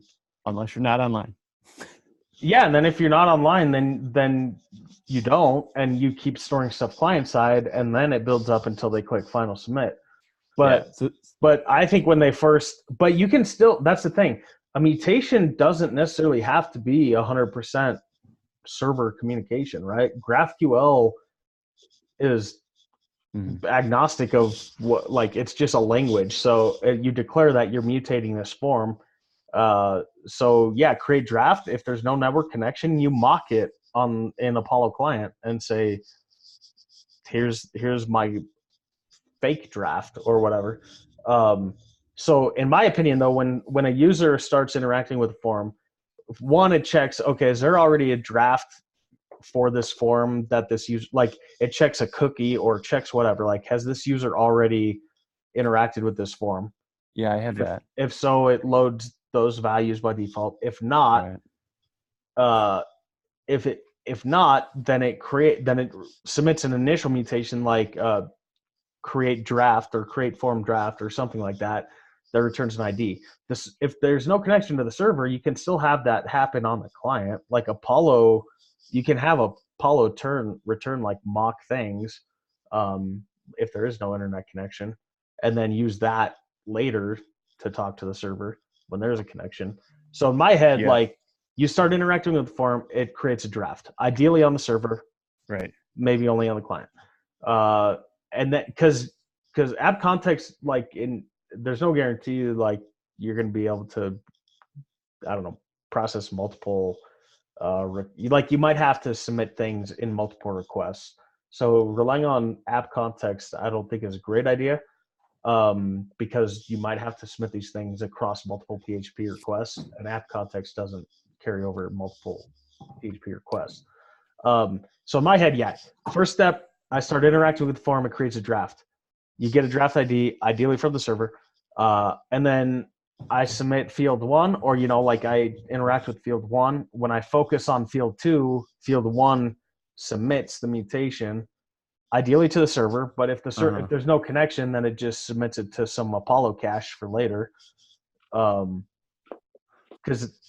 I mean, I'm basically doing what you're describing, except using instead of using Apollo cache, I'm using React context. Okay, yeah. I have context. I created just called forms context. Yeah. So if anybody starts, editing a draft, it creates a new, like a unique draft ID. It gives an ID to that draft, and then any changes they make to the inputs, on the fly as they make changes, it saves all that to context. And I'm also using that hook that provides the context itself is using another hook called use local storage. Yeah. So anytime, every keystroke, every change they make, it's persisting all that to local storage. So at any time they could do a hard refresh and like everything would come back, Yeah. hold right back. Yeah, so as they're typing like keystroke by keystroke or whatever, save it like that. But when they focus on the next field, in my head, that's when you submit that field to the server if you have a server connection. Because then you can like you'll do client side validation like as the user's typing, but if the client says it's valid and then you click submit and it turns out like there's going to be things the client simply cannot validate. Like if you have like let's say unique value submission, right? Saying this field only one person can, like email, like you can only submit your email once for this contest, right? Like the client can't validate that. The server has to be the one that says, oh no, your email already was submitted. So they're like client-side validation is great, but the server has to still validate. So anyway, when you focus from field 1 to field 2, field 1 in my head, like when you unfocus from it or whatever the term is called, like that's when it would submit to be saved as a draft on the server. And then the response would probably give you some verification ID saying, yeah, this is now on the server. And then in your in your client side context, your like React context, you can now say, oh, this field has been submitted. And then when you do the final form submission, you don't have to submit that field again. You can just copy it from the database, the draft that's stored in the database over to the final submission. Because it's already been validated client and server side. Yeah, that part makes me a little nervous though. Like I said, I think Gravity Forms does not do that. What they do is, well, yeah, there's a lot of stuff Gravity Forms doesn't do right now, right? Like, but if they built it today, like, there's a good chance they do it differently. Yeah, I just like the safety that you get from if that's fine if you've been saving a draft periodically like all along while the user works on it. But then when they finally hit submit, I like the idea of sending all the form fields fresh at that point. Like no matter what any previous draft copies might say, just grab like whatever the current value is right now of those form fields, and make that the source of truth when they submit it. Yeah, I mean, potentially, you can go that route. I'm just trying to, like, you said you have some big forms or whatever, and so if you've already validated 199 fields and there's they're just filling out that last field, validating 200 fields when 199 have already been validated seems unnecessary. Yeah, I think that'll happen anyway. Like I said, like when I use Gravity Forms API, methods for saving an entry, it'll run validation on all of the fields. Oh, okay, cool. So whether it's like a draft that I've been building up over the last week and now I'm finally submitting it, it'll still run it on all the fields. Or if I just created the draft like right now on the fly, either way, I think it'll run validation. You know what I mean? So the thing I was worrying about with this is slowness due to a lot of like database reads and writes. So for instance, that's what I was thinking. If you do it one at a time though, like as you focus, like then the final submission could potentially only be one field being added to an existing thing. That's my it's like agile web development, right? Like when you go to launch a website and you've like done everything incrementally, like launch day is all of a sudden like a non-issue. But if you got to rebuild the site on launch day, like, oh crap, it's a pretty stressful day. Like, like you've already built the homepage, and then you built the about page, and then you built the contact page, and now launch day is just like, oh, click a button. So that's at least that's in my head. Like if you're like as the user, like, okay, I'm not touching field 1 anymore. Cool, it submits it to the server. It's ready to go. If it can, like if not, then it's still in the client. But then you have some flag in the shape of data that you're persisting that says, Was it sent to the server already? Yes or no, or whatever. And then when you do the final submission, it just submits the ones that haven't had any guarantee that it's already made it to the server. And if the user starts typing again, like on field 1 after it's been sent to draft, it swaps that flag from like validated by server from true to false or whatever. Meg, can you please shut that door? Like the default state of any field is like it has not been persisted to the server at all.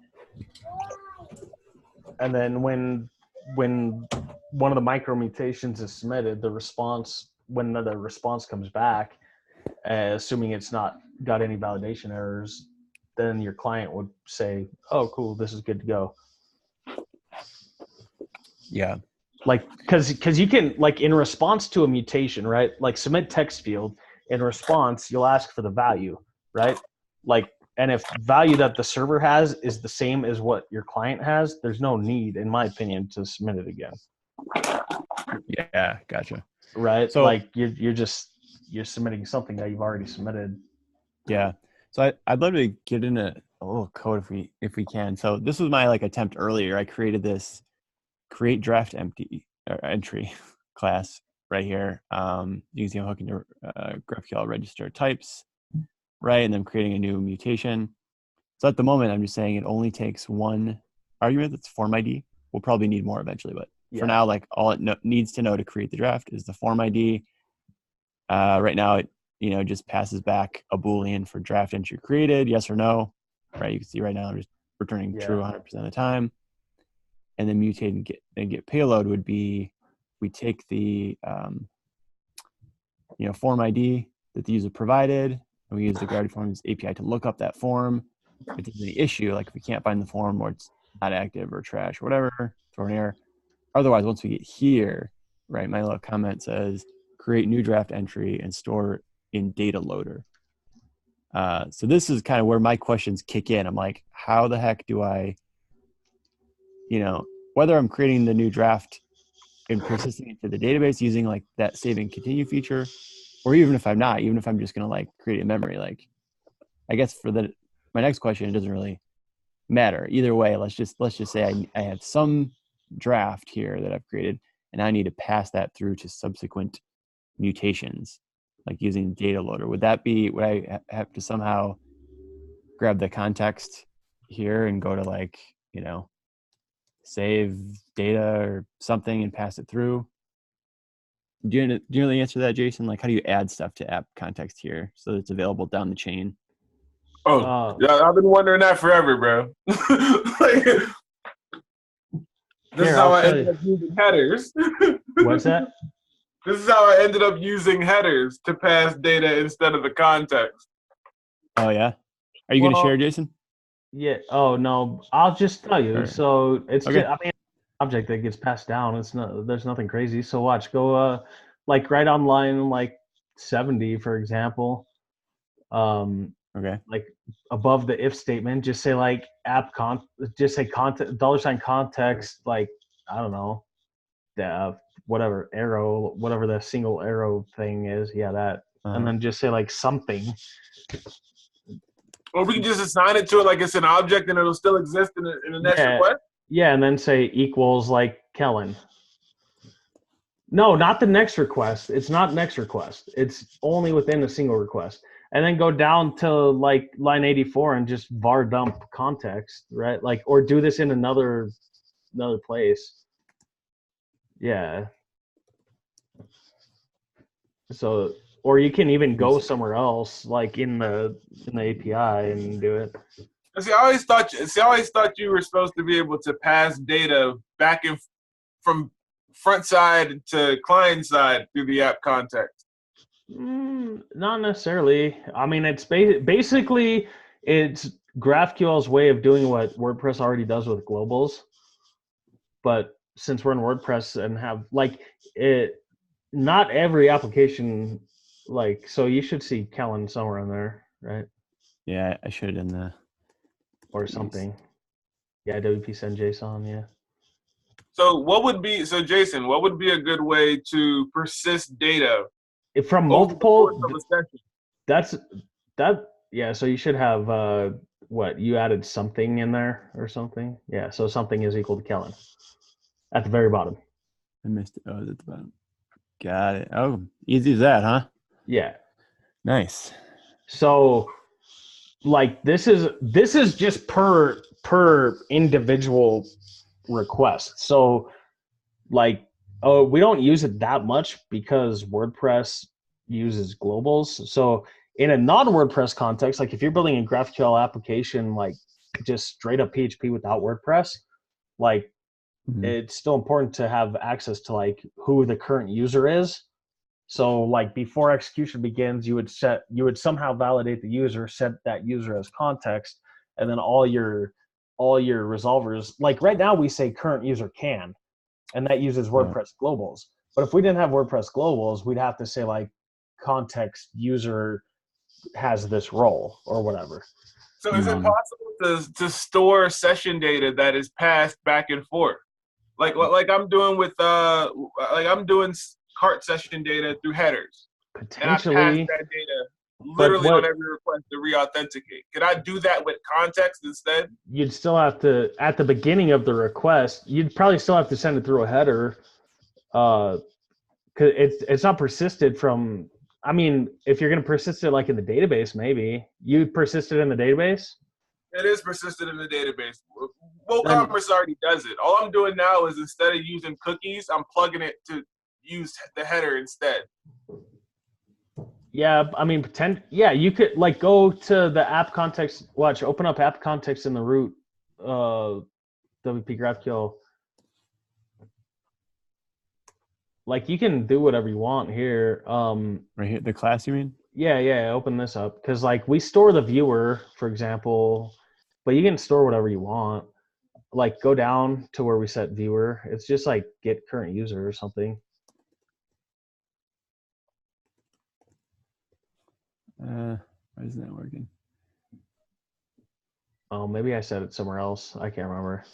Oh, it might be just main WP. It's under request.php, I think, actually.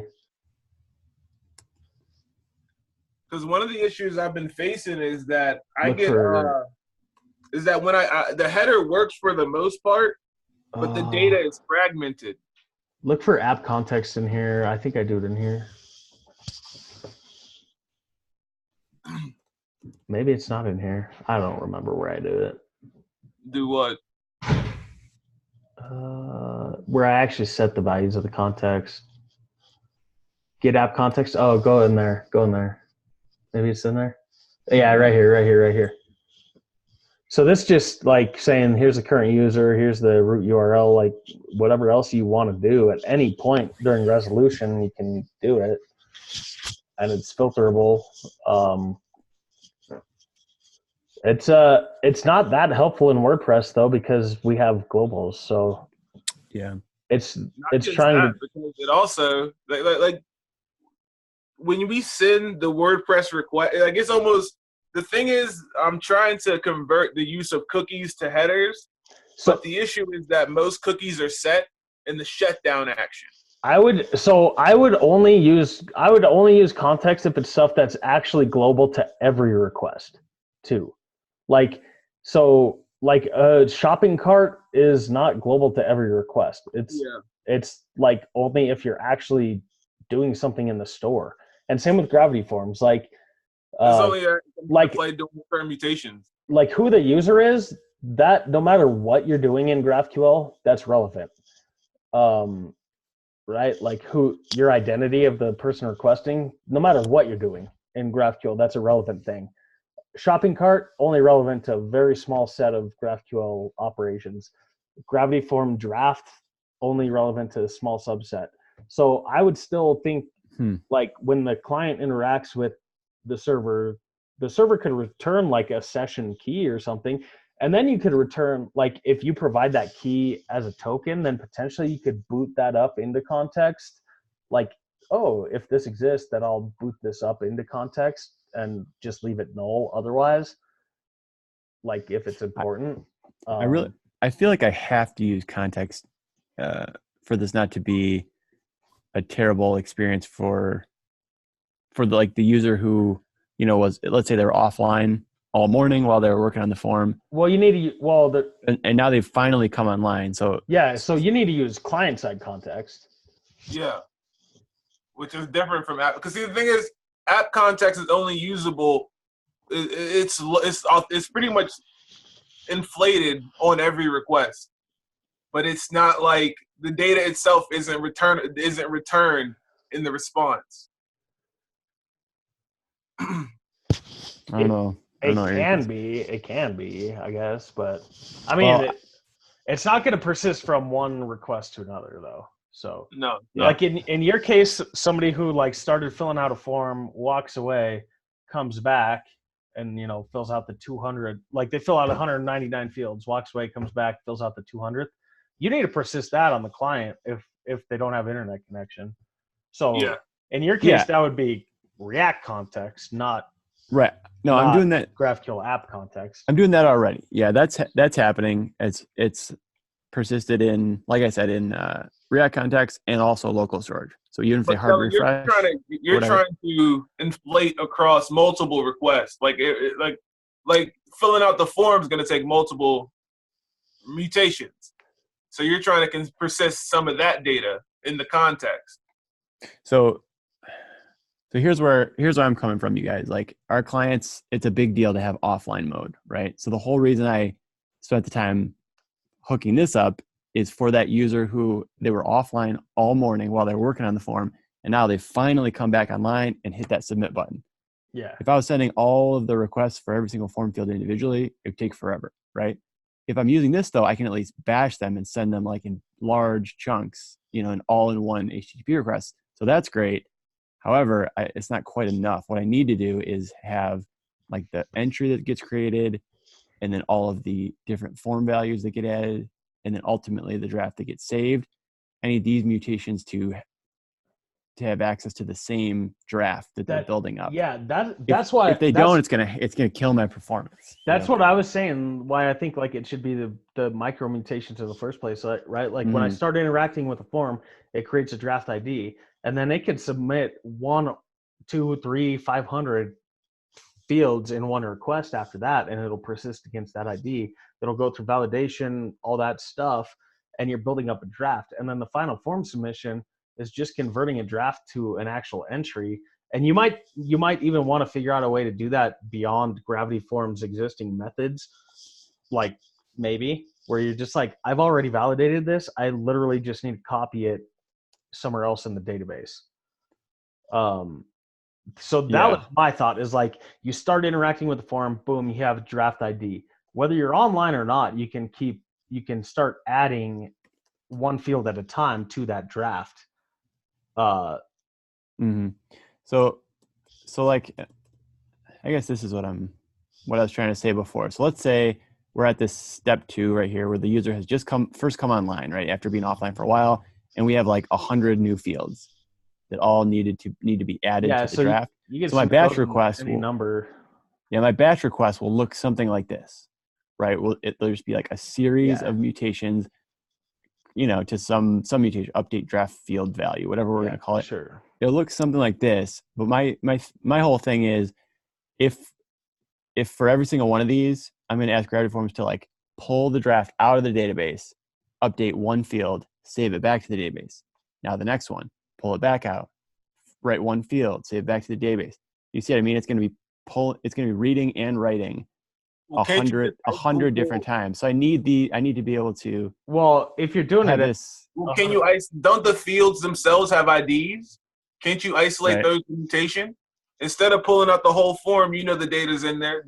Do isolated validation. You might actually have to do, like Jason said, a little bit outside of the Gravity Forms UI. If you might just to isolate it. Well, I have to lean on so Gravity Forms has, where is it? I don't continue. It has something so that's something that you should handle at a lower level, like Redis Memcache or something like that. Yeah, the thing is, like app context is essentially it's not a mutable object technically between. But I get what you're saying now, though. Why you think app context? So if you are submitting a batch mutation, you want to have this like form object that you're like temporarily mutating, and then when it's Yes. last one, you actually want to write to the database. That's what I was. Okay. That's what I was going for, right? Because Okay, cool. if they all have access to the draft, it's so I an don't- context. These would be lightning Yeah. fast. Okay, right? cool. Right, to get update. Yeah, sure. Yeah, that makes more sense. Yeah, that is. I get what you're saying now. I don't think app context is the right place for it. But something like what I've done for data loader for querying things, that like reduces communication to the SQL database quite a bit for at least querying things. It'd be interesting to explore a similar pattern for mutations that let you like do minimal actual SQL writes, because then you could query the form, like query the draft when it first boots up, Exactly. and then mutate that object in memory. Yeah, because I get what Kellen's trying to say too. Because with batch, and if you use the batch mutations, it would all be the one same. It would still be the same request. You just be running GraphQL over and over again. Yeah, that's how why I had all these checks in this thing I wrote out. Right, it would like the very first mutation would create the draft, and then every single one after that would do this after confirming that a draft form exists in app context and that the field's value is best validation. Only then does it get added. Well, right? is it possible to make a hook to set the? Is it possible to make a hook that will set the form in the global post position, and that way you can pull from that on your mutation? That like think about it, because GraphQL only messes with only if you bring up the post object itself does it actually mess with the global post object. Well, we're not talking about global posts necessarily here. What he could use that instead of using context. Well, we're talking about something else though. What he's saying is, because right now, like if you write the resolver for, go back to your mutation list. Like if you actually were to write the resolver here, it's going to look something like this. Like get form from database, take variable from input, change it, submit back to database, right? Right, exactly. And then, but if you submit it 100 times, it's going to get it from database, mutate the object, submit it, get from database, mutate object. So it's going to do 100 fetches and 100 writes. When ideally you'd want it to do one fetch, mutate that object in memory, and then one write. Yeah. But what I'm saying is, so instead of doing the fetch in every one, if it's set in global before GraphQL is even run, before the GraphQL command is even run on the server, if it's set in global and the type isn't using the post class in the post model class, the global post will not be changed. So if you pull we don't care about the global. We don't care about the global post. No. But what I'm saying is he can use that instead of the app context. He can store it there. It's still different than what that seems messy to me though. Then you're storing stuff that's forms data for non-form requests. Yeah, you're storing that in something meant for posts. Yeah, I mean, no, you definitely only want to load the form. The form isn't a CPT. It's not. Gravity Forms doesn't use any custom post types. It's all just custom database tables. Yeah. So can't you make instead of then even still that's you only want to do that thing. I thought the form was a CPT. Can't you stick it in a global before the mutations are run? That's what I'm saying. Yeah, that was my whole idea. That's what number you one. Want to do it. You want to do it. It's already in. You want to do it when the first mutation is run, though, because if you're not interacting with the form at all, there's absolutely no reason your GraphQL server should fetch a form and put it in app context. Like if you have no reason to interact with the form. So like when you submit mutation 1 of 50, then it should be added. Then so you got to indicate somehow like this is the first mutation for the form and the last mutation of the form. So that if you could somehow have an argument that says like, here's my first field and here's my last field, then that could provide context to the server to say, okay, I'll do everything in memory between them. Why do I? I don't know how that would look from a technical perspective. So what I'm saying, like, is if you're in your input, like, so your first one, like, you're going to submit a batch and you could have some variable saying, yeah, so you're going to submit this, like you said, you're going to break it up into like pieces, right? If you had 200 form fields, you might submit 50 at a time or something, right? Was that what you're after, right? Yeah, if the user just came online after being off for a while and we see that there are 50 new form values, then we would batch those and send them all. Yeah, so right. I think there'd have to be some sort of explicit input that says, so like your first mutation, like you could have an input value of like, I have no idea what the name would be, but like is first batch field or something true or false, and last batch field true or false. I don't know, and the client could then send those mutations saying, here's the first field, here's the last field, and then the server has enough context of saying, okay, for this first one I need to fetch it. If it's not the first field, I can just pull from memory on the PHP server. I think I don't know, that seems a little error prone, but yeah, I think there's way too much complexity there, because Gravity Forms has that whole conditional logic thing where you can set it up so that if the user enters letter A into form number 4, then pages 6 through 7, all of the forms on those pages aren't needed anymore. Otherwise, if they enter a letter B and that same field, now pages 6 through 9, you need all those fields, but some other pages worth of forms, now you don't need those instead. So it's very like up in the air, like the fields that might end up in your final draft right here, the first and last could be changing as the user progresses through the form. What used to be the last field and what is the last field now, like, changes on the fly because of that conditional logic stuff. You know what I mean? Well, but the client's going to be aware of that when it goes to submit. Yeah, that is true. I could pull that if I like the server is only ever going to be as smart as what the client is allowed to pass to it. So why not make us? Well, you could make 2 mutations to start to be the beginning and the end. You could have a start batch and end batch, and this whole job is to set up the form that you're using to be used. Like say your mutation doesn't rely on anything. That's number 3 and number 1 and number 3 right here. That's what they are, right? This one creates the draft. This one saves the draft. And then number 2, this is just building up the draft. So yeah, I think it could look something like this. So Jason, you're saying like when the first, call of one of these comes in, it would just do a check to see, does a draft exist? If it doesn't, it would go ahead and create it. So maybe I don't even need this step 1 where like you fire off a mutation that just creates a blank draft.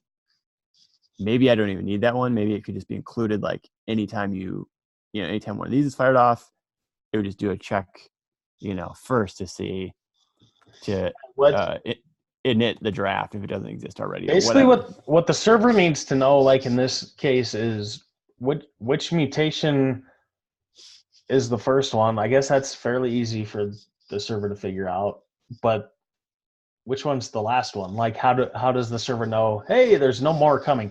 Because that last step you have, the write updated draft to DB, right? That's the step that needs to know, hey, is there any more coming after me? Like, are there any more field mutations coming, or should I finally actually write this to the DB? Why does it need to know like the whole first and last thing? The first one is to fetch from the DB, and then any mutation that's not the first or the last will just write to the object in memory. The last mutation will write that object to the database. Yeah.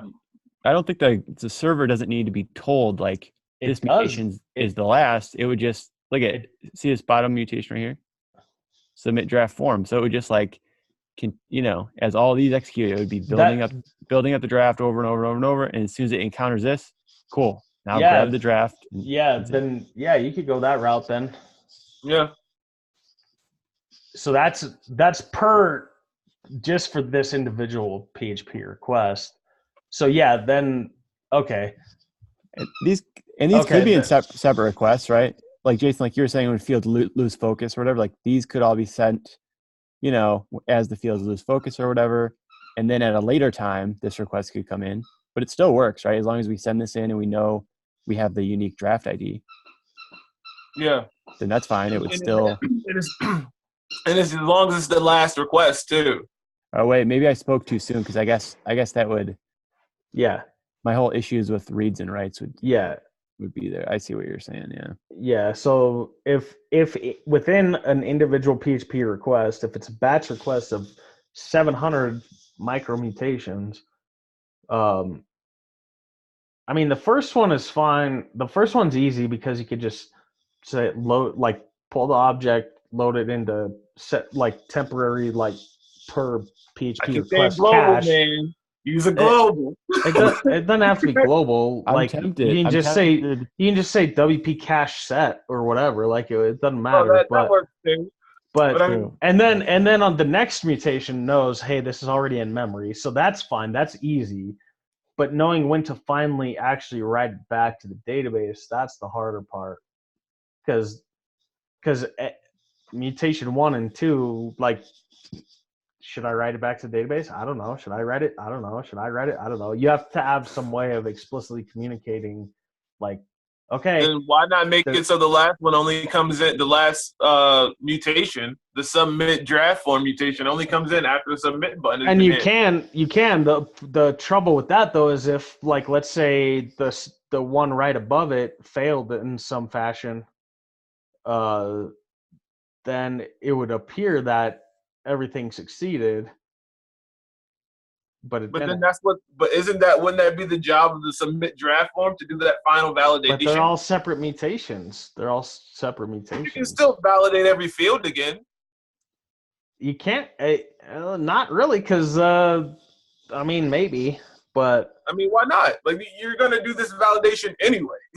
You're gonna check whether all the data in the database is correct anyway. yeah, I guess. And then in response to submit draft form, you can ask put for an the error. entire form. You can return. again. You can return an error and the ID of the field. An ID of any field. But it's a separate. Yeah, I don't know. So you'd have to persist a failure in the database somewhere. Maybe, I don't know, man. This is confusing. Yeah. We're getting back into validation stuff again, which, that I feel like I'm more comfortable with. What I'm not Yeah, app comfortable with context is like getting rights. getting Yeah, all the reads and writes to be performant. the That's reads thing the that's- reads is easy because you can just you can cache it and just keep doing that. Yeah. So The rights is harder. WP cache set, getting set. You were saying. If it's in the cache, like, use that and then mutate that object. But then finally, when, like, okay, I have no more mutations coming, that's when I actually take that cached object, submit it, clear the cache. What if I split the different? So what do you think about this? What if originally I was saying for each one of these mutations, I would have to do this stuff, like fetch it from the DB, update the value, and then write it back to the DB. What if I still did this every time? What if I still wrote it to the DB after every one of these? But this one would be conditional. I think the writes are more expensive than the reads usually anyway, though. Yeah. Well, I was going to say Yeah, if this is in the WP cache, Yeah, that's what I'm saying is the from easy. there. That's what I'm saying is the easy part right there. Is like you can tell if something's already loaded.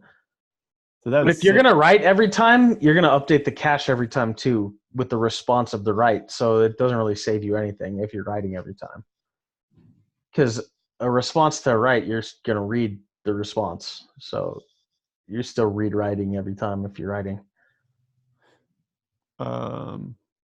So just write to the cache until the final submission. And that's what we're saying is how do you tell the server what the final submission is, like in a declarative GraphQL kind of way. Right. And What that do you mean tell them what the final submission is?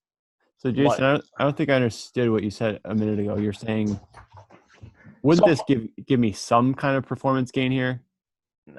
Not really. Instead of fetching fresh from the DB for each of these, if it's in the cache. Caching most definitely will. Well, caching will give you more because it still stores it in memory though, right? It'll store it in memory, but if you immediately write to the database after that, the response to that write is going to be a read to the database with the results that, and then you're going to just replace the cache with the value of that. So like if you're doing it for every request, it's kind of useless. If you're going to still write for every request. So wait, so if we're calling this A and then we're calling this one B, isn't A still slightly faster than B? Because like, well, A is going to do the initial read because it doesn't exist yet. Like so it's B gonna have should to, be faster. It's gonna B should be faster, but not really because wait, B should be fast. All right, let's pretend this isn't the first, and let's do this. All right, so there's been a few already. So now we're on the third mutation or whatever. What's faster, to do A for the third mutation or to do B?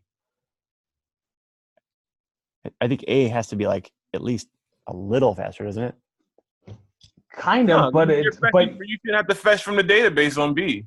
But you're also slowing down whatever happened right before A, because as soon as you write to the database, you need to update the cache. So you're caching, right? So you're just trading it like because you're still reading the response of the cache. Because what it would look like. So under A, if this is in cache, use it, update input value, write update to DB. So what you're missing there is another line that's update the cache with the response from the write. So like on the next line, you'd say WP cache set response from the write. So like you're trading your read from B to the last step of A. I'm still having an issue with this. It's the same thing. Like you don't actually, what we want to do is get rid of not the issue. My thing is, how is writing to the cache and reading from the cache faster than a global? I'm still leaning on using a global. It's all this. That doesn't matter. It's all the same. It's all in memory. Yeah. But Jeff, Jason, say you're gonna store it in cache, but you're gonna read it in cache from cache again. No, the one thing we're trying to solve is right there, line 102. What is that? 112. Write updated draft to DB. That occurs there. We want to read, mutate the cache, mutate the cache, mutate the cache, mutate the cache, write once back to the database, because that's what your bottleneck's going to be.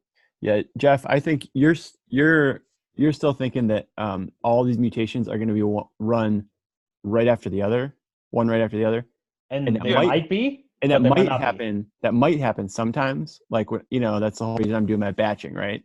So I can do them all like one after the other in rapid fire, right?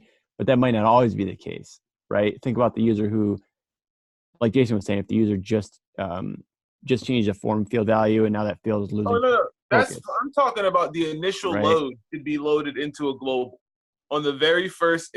Like you said, you check if it's loaded into the global. You load it into the global. You write your changes into cache, and whether the mutation succeeded or failed also gets written into cache. That way, when you get to your bottom submission for your last mutation, which should only be sent if you hit the submission button. Yeah, you validate all the stuff in the cache and then submit. I don't have a persistent object cache. Is that what you're thinking of? Yeah, WP cache set is just like a per session. It's very similar to just a global for that individual request. So serialize it. Make an object and serialize it. Store it in cache. No, I know that's not what we're concerned about. Like we don't like how you do that. We don't care. Like that's not a big deal. What we're saying is like, how do you finally tell it to submit to the database from the cache? Like, and if everything is this decoupled, like independent mutations, like you could submit them in any order, and the server needs to know like there's no more mutations coming after me. So go ahead and write back to the database. Yeah. What do you guys think about? How can you not validate that? Like, how is that? We're being not talking about no. No, I mean, no. I'm saying the word validate, but I mean confirm. Like, how do you not be able to confirm? What would be the issue in confirming that? If you have all the information necessary stored in cache, and you know that the form has been officially submitted, meaning there should be no more data coming from the client. You don't know that though. That's the thing. Yeah. So let's. Because it's a GraphQL schema with any shape, right? Like there's no guarantee that any individual client is going to submit draft form in the same batch request as update draft field value. Yeah, like Jeff, like this submit draft form. Let's say that's not here.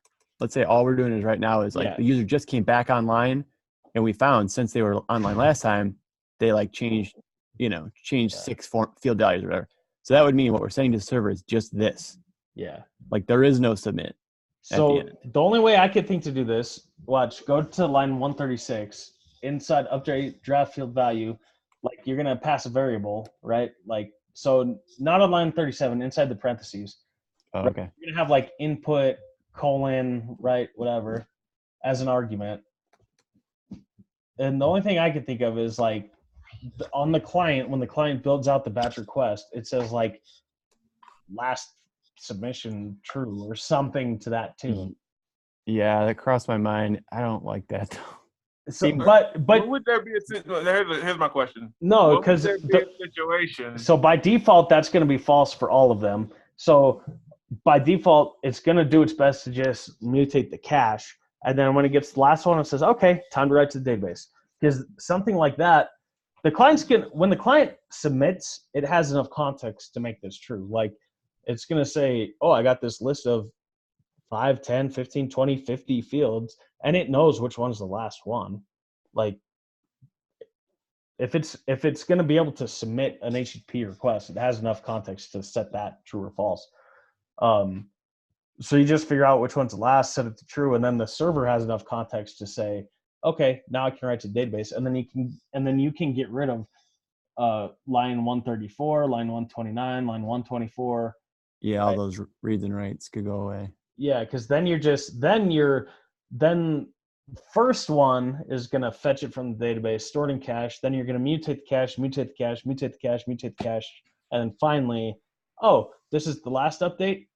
Submit this draft to the database. So here's my question then. Because you guys are talking about submitting.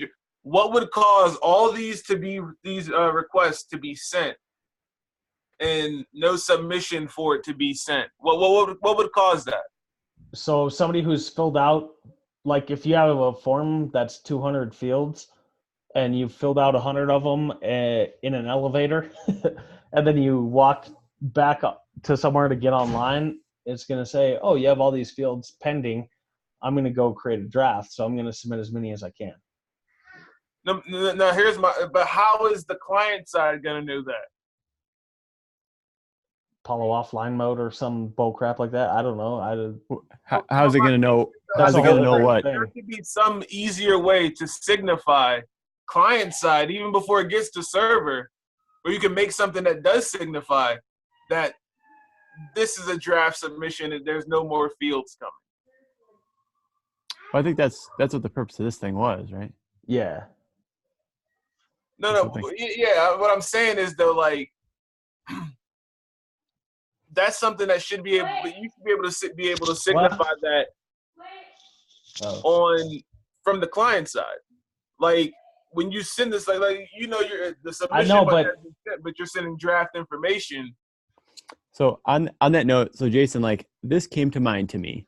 I was like, well, you could just send, from the client, we could say, oh yeah, and as part of the input, this one's the last or whatever. That came to mind for me, right? Another thing that came to mind was this could just be a separate mutation altogether that would say like, you know, like Could say, like submit. You mean submit draft form like we just had? You could, but you could, yeah, for sure. But then yeah. well, yeah, I guess, and this would be, I guess that was a bad name right here, right? This should be like take the draft and make it a permanent form Finalized entry. draft. Finalize. Well, It's just then, yeah. I mean that's you could go that way too, and just say, hey, and document it, and just say, hey, if you want to do it, here's how to do it. yeah, whatever the better name, submit draft as finalized form or whatever. Whereas this one would be like submit draft. So yeah, Jason, like you're saying, so in the documentation, I would just say, sure, you can fire off a bunch of these mutations, but make sure you call this, as the last one. Because if you don't, this stuff's just gonna, not Isn't that be what we spent the persistent. last hour doing? like, that's what we just spent the last hour debating. Yeah. Yeah, I think we were stuck. We were stuck on this submit as the thing that actually makes it permanent in the database.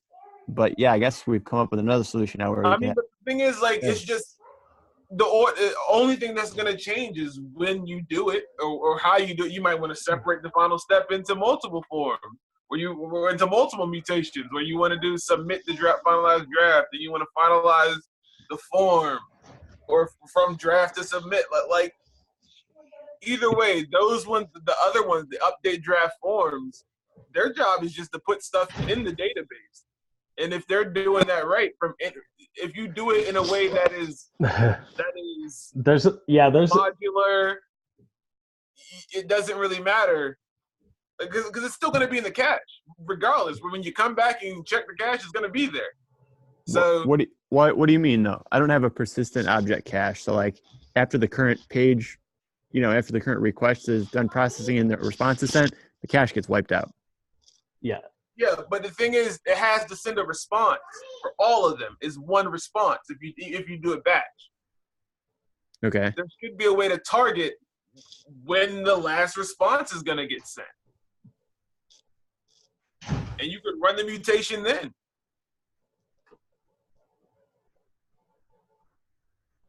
I don't know if I follow. Either like So the why not thing send, with why not with send like batch queries are. Oh yeah. All those, I get it. So what he's saying, so get rid of that one, this mutation update draft. So what he's saying is hook into. No, I still don't think this is gonna work based on the right before you send the execution cycle. JSON back. Yeah, there are that. several Yeah. To run the last the finalization mutation. Yeah. So what he's saying is like just by default write to the cache, and then when GraphQL is about to actually execute the response, check if there's a pending mutation and actually store it in the database. But I think that's too late though, because if you store it in the cache and then I don't know, something happens and it can't actually save to the database, it's too late to modify an individual resolver.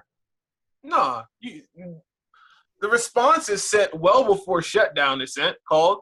So I mean, like you still have access to everything. The schema's still set up, everything's still processed. Right before it's called, you should still have you don't do it, but you do it before the response is sent. Because it's gonna run. No, I get that, but it's already after. It's after that would be after, like each individual mutation is claimed to have already been resolved. So, because what you would do then is you run the mutation and you write to the cache, but let's say like I don't know, for some reason the database prevented it from actually being written. But you're doing the save to database like right before response, it's too late for like GraphQL. I mean, I guess could still technically like do some stuff to the response, but it would get like real gnarly. No, don't do it to the response. Run another GraphQL command. You see, the thing is, it's going to return back a ton of responses. Just throw something else on the queue. I don't. That doesn't make sense. That doesn't make sense in my head. Wait, so how is it right now? Like right now when you send it through batch querying, WordPress GraphQL will run through the router process, the Yeah, you process guys wanna- HTML function multiple times, right? Like, you get what I'm saying?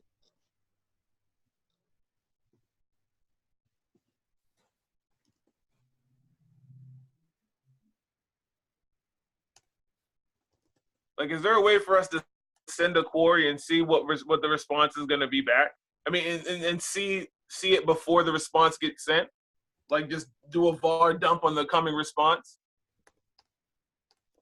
I mean, yeah, but that's what I'm saying. Like, if you already execute all the fields of GraphQL query, and then like all of a sudden want to invalidate one of those fields, like I don't know, the developer experience of like handling that, I feel like is going to be so Not tacky. invalidate. I just said tack something on.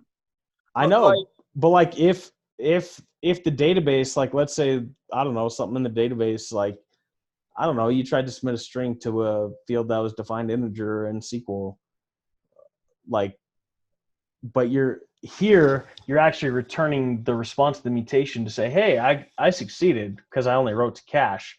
And then somewhere else, it actually tries to submit to database, and the database rejects it. Yeah. You know what I'm actually leaning toward, you guys? Doing this every single time. That's almost, I was going to say, like, And just have you even seeing tested this how and it seen goes. if it's about bottleneck at all? I was about to suggest that too. Like, actually test this because it might not even be an issue. We're developers and definitely prone to premature optimization. So maybe we're like jumping the gun a little bit, and I should just try this with all the like read write. Yeah. Knowing that this will work no matter if if this comes in by itself or if it's in a series, no matter what. Like, and then I like that idea, that security. And once it's actually working, you'll probably like all of a sudden be like, oh, I can optimize it this way. Yeah. Hey, you guys want to see the batch thing real quick? Oh yeah, most definitely.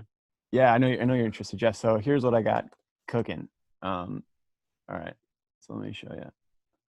Oh, it turns out test page is where I've been doing all my chicken scratch stuff.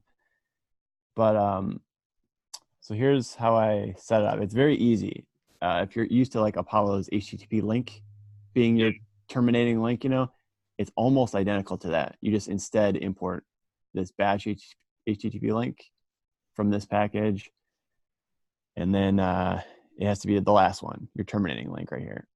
So instead of, I'm giving it a URI, a custom fetch, so that it works like both in Node and in the browser. And then here's the new stuff. So you say batch max. This is that thing I was telling you about earlier for like the maximum number of milliseconds to wait. And then, there's an interval also. I think that one's like, you want one request to be sent a minimum of whatever. 5 seconds? 5 seconds. I figured that one. Let's see. That seems like a long time to wait. Yeah, I was setting them really high intentionally. So batch max, the number of items to batch. Yeah, so that one's 10 by default. I was saying batch up to 100 of them. This is just for testing. And then batch interval, usually it says like if a bunch of queries are all sent within 10 milliseconds, send them all together. For my testing, I was saying wait a full 5 seconds, like wait a super long time, right? So then watch, here's what I set up. I just have this simple little test page right here with a couple of mutations at the top, create post, create page. And then I'm calling, use mutation with each one of those. And I just have a simple button on the page that when this form is submitted, it calls this callback right here, which fires them off one after the other. So create post, called new post title, and right after it, create post 2 with new post title 2. Right. So because these are like don't when you use await, you're waiting for the response. You're not actually sending them all. Maybe you're waiting for the response of the very first one before you continue to even process the second one. Holy crap! I think you're right. Well, show us anyway. Show us your demo. That's probably my whole. Oh man, you're smarter than me. I didn't even think about that. Yeah. Don't change it. So anyways, the demo is. So So fire away. Oh, this is a fantastic demo. Look at this. Whoa. Yeah, you Oh, waited 5 seconds. It waited 5 seconds. Oh, and there's only one. Is it waiting? Yeah, it's waiting There's 5 a seconds second. than the other one. Yeah, you guys are right. Show me, Yep. show me the response of the first one. So it's create post. Yeah, then the next one's create page. Yeah, I started with doing one of each. I had a create page here, but then I just switched to doing 2 of the same, just to see if that made a difference. So they're both create posts actually. But yeah, Jeff, let's go with your idea. So let me strip out await and the async. You might want to kill the 8 sync too. all right, let's do it. So let's think about this. We're gonna prevent default. We're gonna fire that off. And so these things now, when I console log them, they'll just be promises. But that's fine. Let's just see how many requests we'll get. So I'll do I gotta remove our little chicken scratch thing. Oh, yeah. No, I like that. Uh-oh. All right, let's wipe all that stuff out. Now we'll save. Okay. So now we remove the asyncs and awaits and all that junk. And somehow I'm logged out. Okay. Jason, memorize my password again. Yeah. Oh, you're recording this call, aren't you? Ah! Uh-oh. Video. All right. Anyway, network. Okay, here we go. Moment of truth. So I clicked it. Gotta wait 5 seconds. 4, 3, Suspense. 2, 1. Okay, there's one request. So let's look at it. It should have both mutations in it. Request be one request. Yeah, Whoa. there you go. Yeah. Boom. There it is, you guys. Look at that. Create post, and then the response, I get double. So now what's cool is you can decouple these mutations into their own components. Like you could have a button that said create post and a button that said create page. And if you interacted with them both within 5 seconds, they both work. Right. And that's the dream in my head of like, you could build this component for like a text field that maintains its query fragment and its mutation. Like then the developer experience, if you ever decide to register a new type of field, like you just add a component for it. And I just thought about something too. What's that? Why not use the when component updates to send your finalize your create draft mutation? Say you do the update, you update it, you send both those requests, and then when it mutates and you sent that request, you can tack on another mutation to run with it. You get what I'm saying? Is this all client side? You're saying tack on another Client side mutation at the end? We were gonna get those 2 back. I could, yeah. I could do that. I think I'm still leaning toward just doing the, all the reads and writes and seeing how fast it is. I'm still optimizing regardless, but I agree though. I think if it does turn out you feel like it's a bottleneck to do it everyone, I think you're gonna have to come up with something where you just like append an additional mutation or something like we talked about with like a certain input variable that says, hey, this is the last one. Right. Yeah, that seems like the only way. Wait. But yeah, find out if it's a bottleneck first. Like you're going to waste your time on premature optimization and find out, oh crap, I didn't even need to do this. Yeah. Like I don't know. We're up to 3. Oh. all right, now do 100 all at once. Just like a billion. I could do that. We could do a for loop right here. All right, I'm gonna hop off, guys. All right. Oh, Thank that's you I guys. think gonna probably end this then. Yeah.